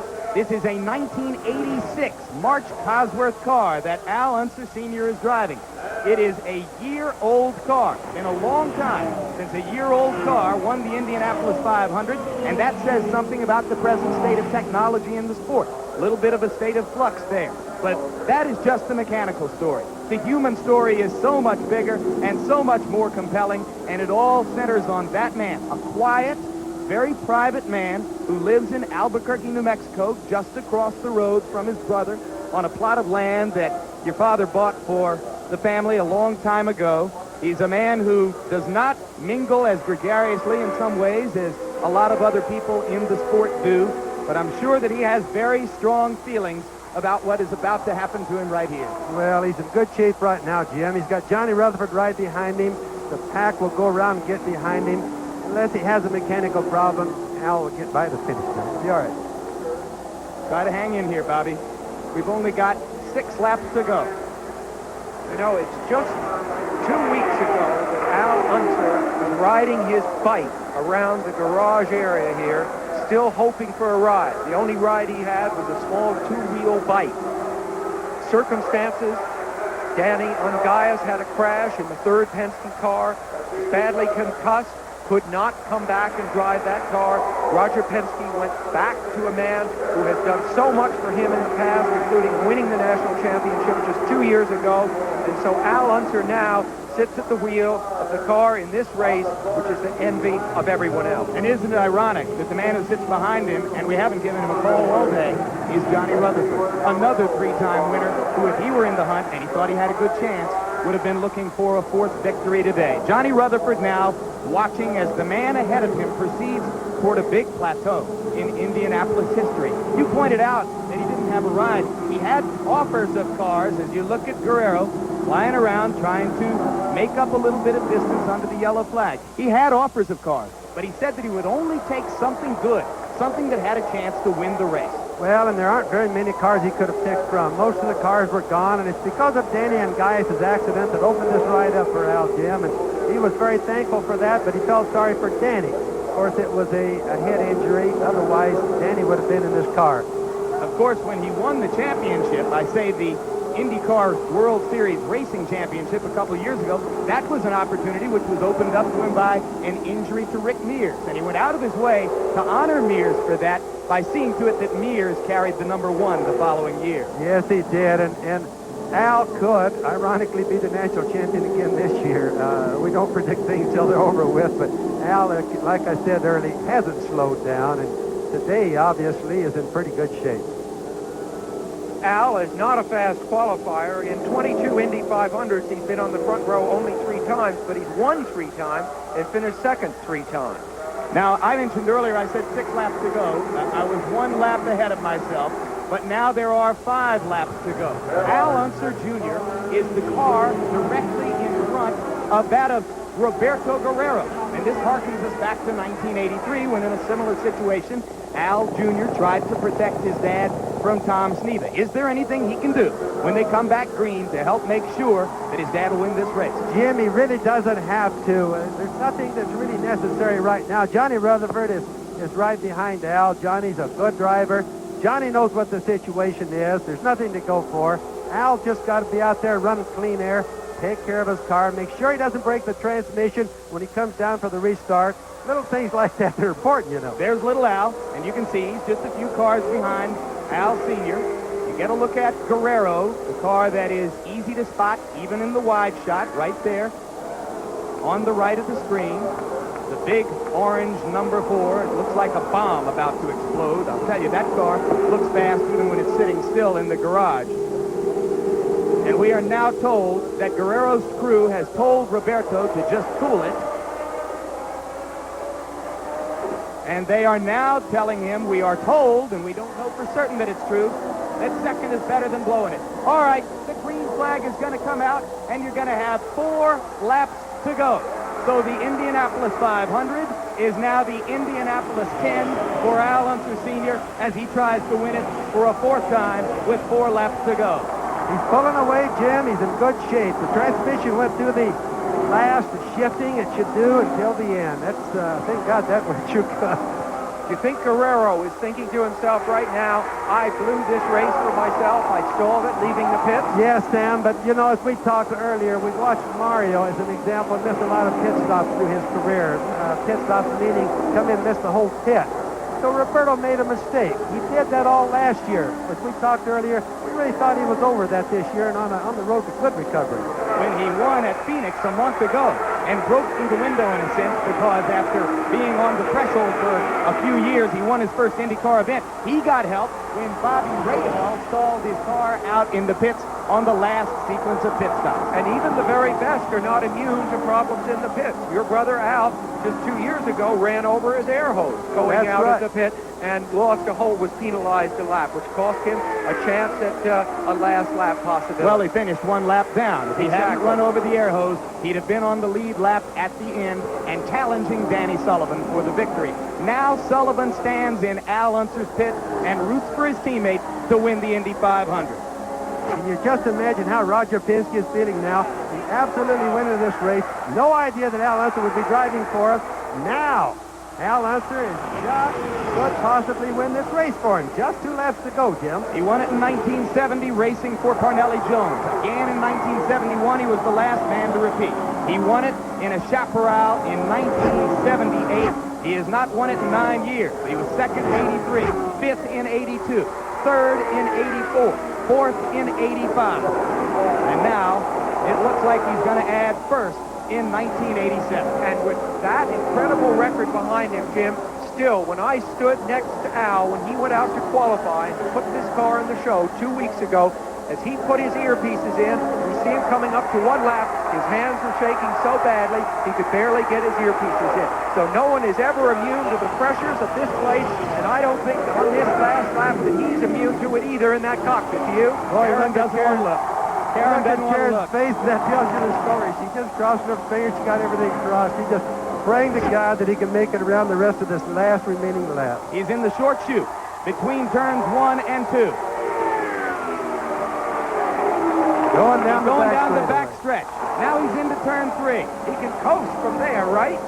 Just about. When he comes off of turn 4, he can slide across. That's Chris Mears, Rick Mears' wife, hugging Karen. And now here it is.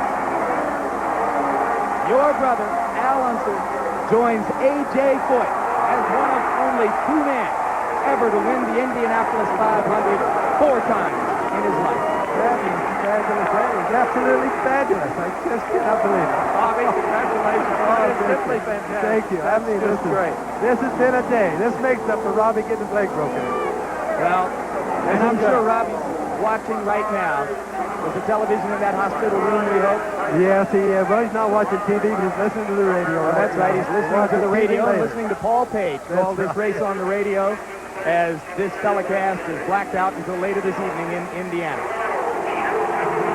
And the crowd now stands and responds for the man who can be called certainly one of the two greatest race car drivers ever in terms of his record in the Indianapolis 500. Rutherford next to him. You have to assume they exchanged a wave somewhere. And there's Little Al. Little Al pulls up next to his dad. Happy for his father right now, guarantee you. Little Al hasn't won yet, but this may not be the last Unser victory by any means in the Indy 500. Oh, I don't think it will be, but the important thing is we have a four-time winner in the Unser family. Al's done a marvelous job today, especially considering he came here without a car to drive. Bobby, tell me honestly, as the race began, did you think this was possible? Sam, I knew it was possible because, not necessarily about Al, but of several of the guys that have a lot of time here. We expected the race to have a lot of problems today.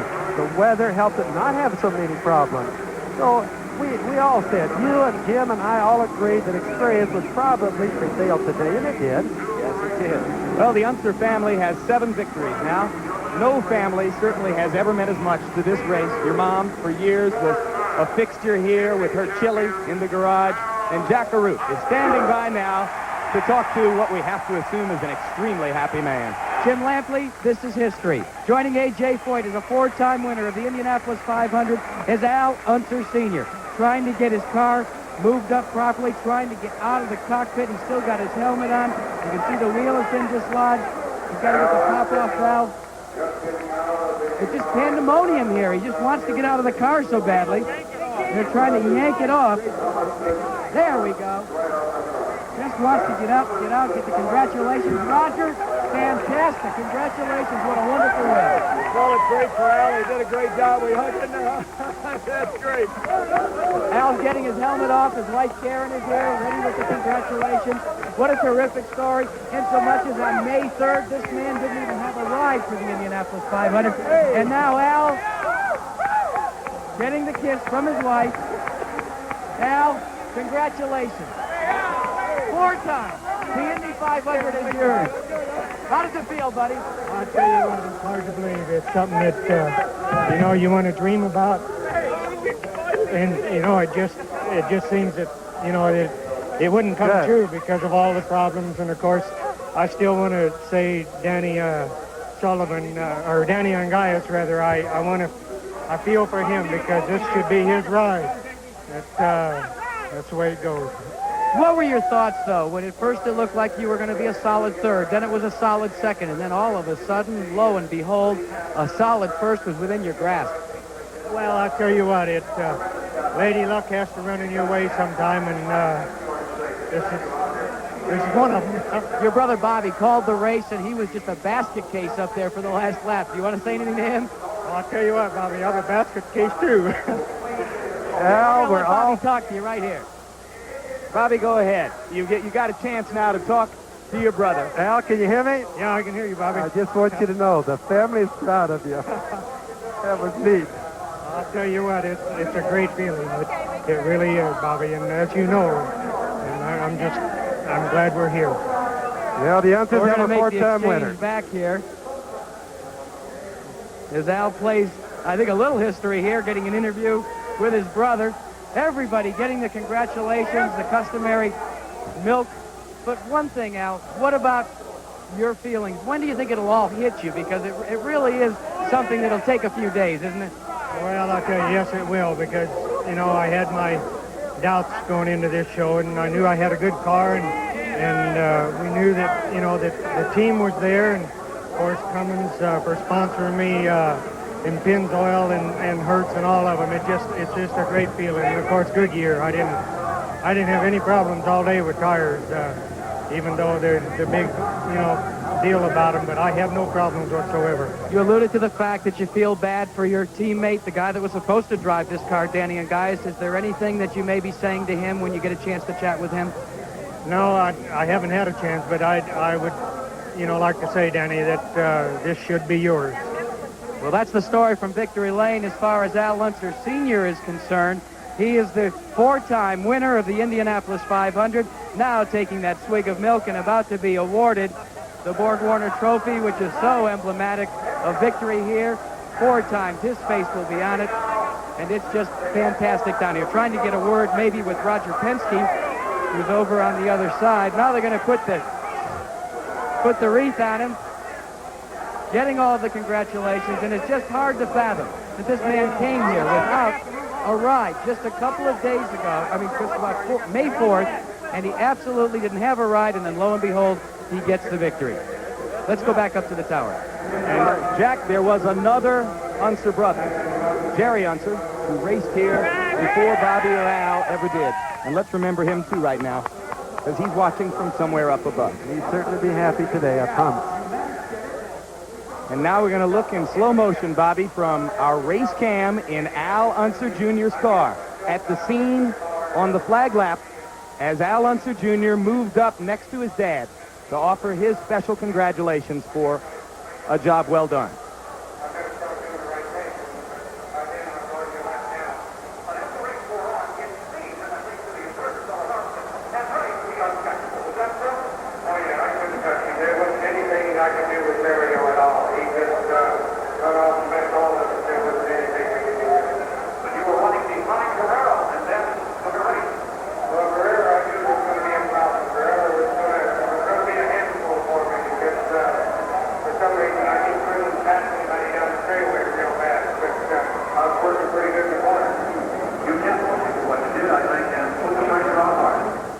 Earn money just for walking on the beach.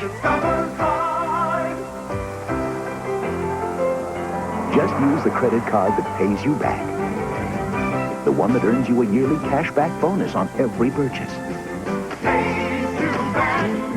What other card offers you this kind of paid vacation? Use it at more places every day, like Eastern Airlines, Sheraton Hotels, and Mobil. It takes a leader, a hero, a zealot, a scientist, an artist to be Person of the Week. Friday, watch ABC's World News Tonight with Peter Jennings.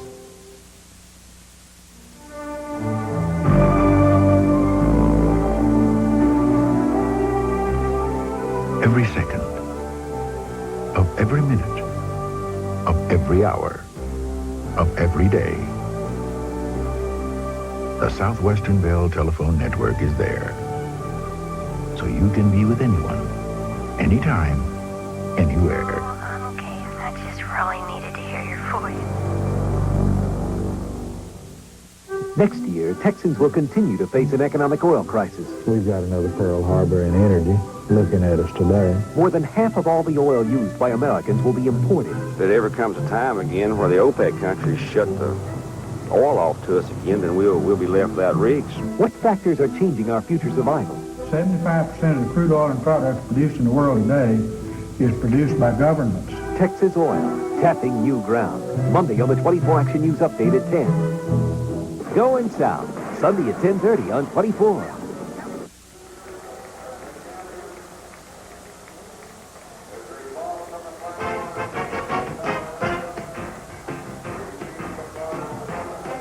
The Indianapolis 500 is being brought to you by Chevy, the heartbeat of America, today's Chevrolet. By Goodyear Tire and Rubber Company. No matter how far you go, Goodyear takes you home. And by the Kellogg Company, maker of Kellogg's Frosted Flakes, Tony's Flakes of Corn with a sweet frosting.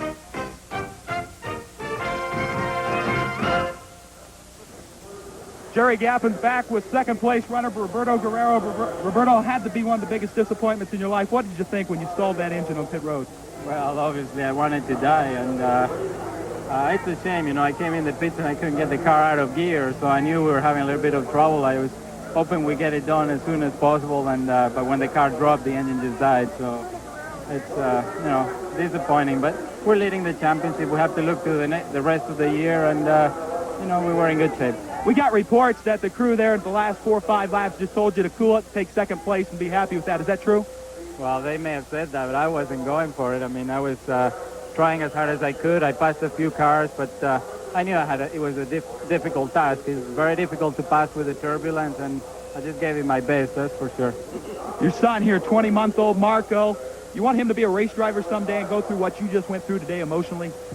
Well, I mean, that will obviously be up to him, but you know, today was tough. At the same time, a second place is a second place, and you know, we have to still be happy with what we've done. Okay, Roberto Guerrero, obviously a little disappointed with second, but still, he's leading the points championships and looks ahead. Back upstairs to Jim Lampley. All right, thank you very much, Jerry Gappens. And we take an unofficial look at the top 6 finishers. Unser Sr., Guerrero, Barbatza, a rookie, Unser Jr., Gary Bettenhausen, Dick Simon. We'll be back right after this. Indianapolis Motor Speedway, where, once again, in case you've just joined us today, Al Unser Sr., in a dramatic late lap run, has won his 4th Indianapolis 500 to become only the 2nd man ever to do that, joining A.J. Foyt. It was a race which Mario Andretti led most of the way and appeared to have clearly in hand, leading by more than a lap most of the way until his freakish bad luck string, which has now lasted 18 years, struck once again with just about 50 miles to go in the race. And then in the closing laps, it appeared that Roberto Guerrero was in control, leading by a lap, and was headed for a victory before he inexplicably stalled his car out on a pit stop. They had difficulty getting it going, and suddenly there was Al Unser at age 47, headed for that 4th victory. You've heard of the old saying, not a dry eye in the house. At the end of the race, there was not a dry eye in the booth. We talk about turbulence on the track. There was certainly turbulence in the heart of our newest expert commentator, Bobby Unser. But before Bobby gets a final chance to comment on his brother's triumph, let's go once again to Sam Posey and back to the story you began the day with, Sam. Mario, once again, appeared in position to break that long streak, and it didn't happen. Yeah, and for every triumph, there has to be a disaster. And what I only hope in the next few years is that, I think Mario really thought he was going to win this one. I think he was poised to do something. And now it is almost as if this luck thing has become sort of strange eagle that sits on his shoulder. And I hope that it won't cause him to become so discouraged and depressed that it would affect his future performances. I'm sure it won't, and yet I think today, of all the defeats here that Mario has had, perhaps this will be the most painful. And ironically, at age 47, he is a direct contemporary of the man who benefited from his bad luck. And here is the spectator who enjoyed it most. Bobby, what will history say about your brother? They're going to say Al's a great race driver. He always has been. And today's race was a good race. Mario did lead an awful lot of it. He totally dominated it. But by the same token, Roberto Guerrero was quick. We had a lot of fast cars. We had very few accidents, no bad accidents. It came out a lot better. We didn't have the heat. It just came out a lot better than we anticipated in the very beginning. We were all, 3 of us, a little bit worried, if you remember. So I just think it's really neat. I've never seen such a storybook affair for a family as it's been for the Unser family today. Very quickly, is there something to be said for playing a waiting game in this race, and does your brother have more of the temperament to do that than perhaps anyone else? Yes, he does have, and Al has always been a very shrewd and very smart race driver, and I wonder sometimes, like if I would have been in Al's shoes, I'm not too sure that I wouldn't have pushed it a little bit harder and possibly even broke the car. The important thing is he does know how to win, and he did win again. Congratulations again to the whole Unser family. It was heartwarming for us to share in this story with you. The results of this race don't become official until 8 o'clock tomorrow morning. But for now, it looks as though Al Unser has won it. Jim McKay will be back with a final word right after this. The race summary then, 11 of 33 cars running. Number of leaders 4, 10 lead changes, 10 yellows. The average speed, the 4th fastest in history. You see the time of the race there, just over 3 hours. The winner, winning his 4th Indianapolis 500, Al Unser Sr. We have a report that has not been confirmed for us by the Speedway, but it has been put out by the Associated Press. We are told that a spectator was killed here today when a tire flew off Tony Bettenhausen's car into the crowd. That is unconfirmed now. It has gone out on the wire service, so we feel we should tell you that much about it. Obviously, our people are trying to find out exactly now. Let's go down to Al Troutwig with Hard Luck Mario Andretti. Thank you, Jim. Mario, what kinds of thoughts have you been able to accumulate in your mind after talking to your crew and thinking about what happened to you today? Well, we're just trying to figure out what actually did happen. It looks like the fuel system pitched on us all of a sudden. We're just out of the blue. Everything was working just absolutely beautiful. I mean, the car was perfect. And just all of a sudden between 3 and 4, I felt a backfire through the system, and it was that. So when I come in to try to start it, there was just fuel pouring out of it. So just a fuel management system that fits. There must have been a moment today when you had your hands on the wheel and you said to yourself, it feels like this is mine today. Well, it felt as good as I ever had here. The car was perfect. absolute tribute to the crew. They gave me a perfect car today, and I don't think that anyone could have done anything with us as long as everything was running. And that Chevy engine was running just absolutely beautiful. It's not the fault of the engine. It's just accessories that went, and it's a shame. Mario, thank you for taking the time to talk to us. To Jim McKay. Well, you would have to say that the winners here today were Lady Luck and Father Time. Lady Luck, of course, and Father Time, the experience and the age of Al Unser Sr., the oldest winner in the history of the Indianapolis 500. As for the others, let's take a look at the field here. Roberto Guerrero had to learn something when he stalled his car coming out of the pit. A great rookie race for Barbaza, finishing third. Here are some of the other finishers. Andretti's finished ninth, as you saw. Danny Sullivan 13th, all unofficial, by the way. And there you see Gordon Johncock down in 22nd. A.J. Foyt dropped out. He finished 19th. Davy Jones, his protege, was down there. And the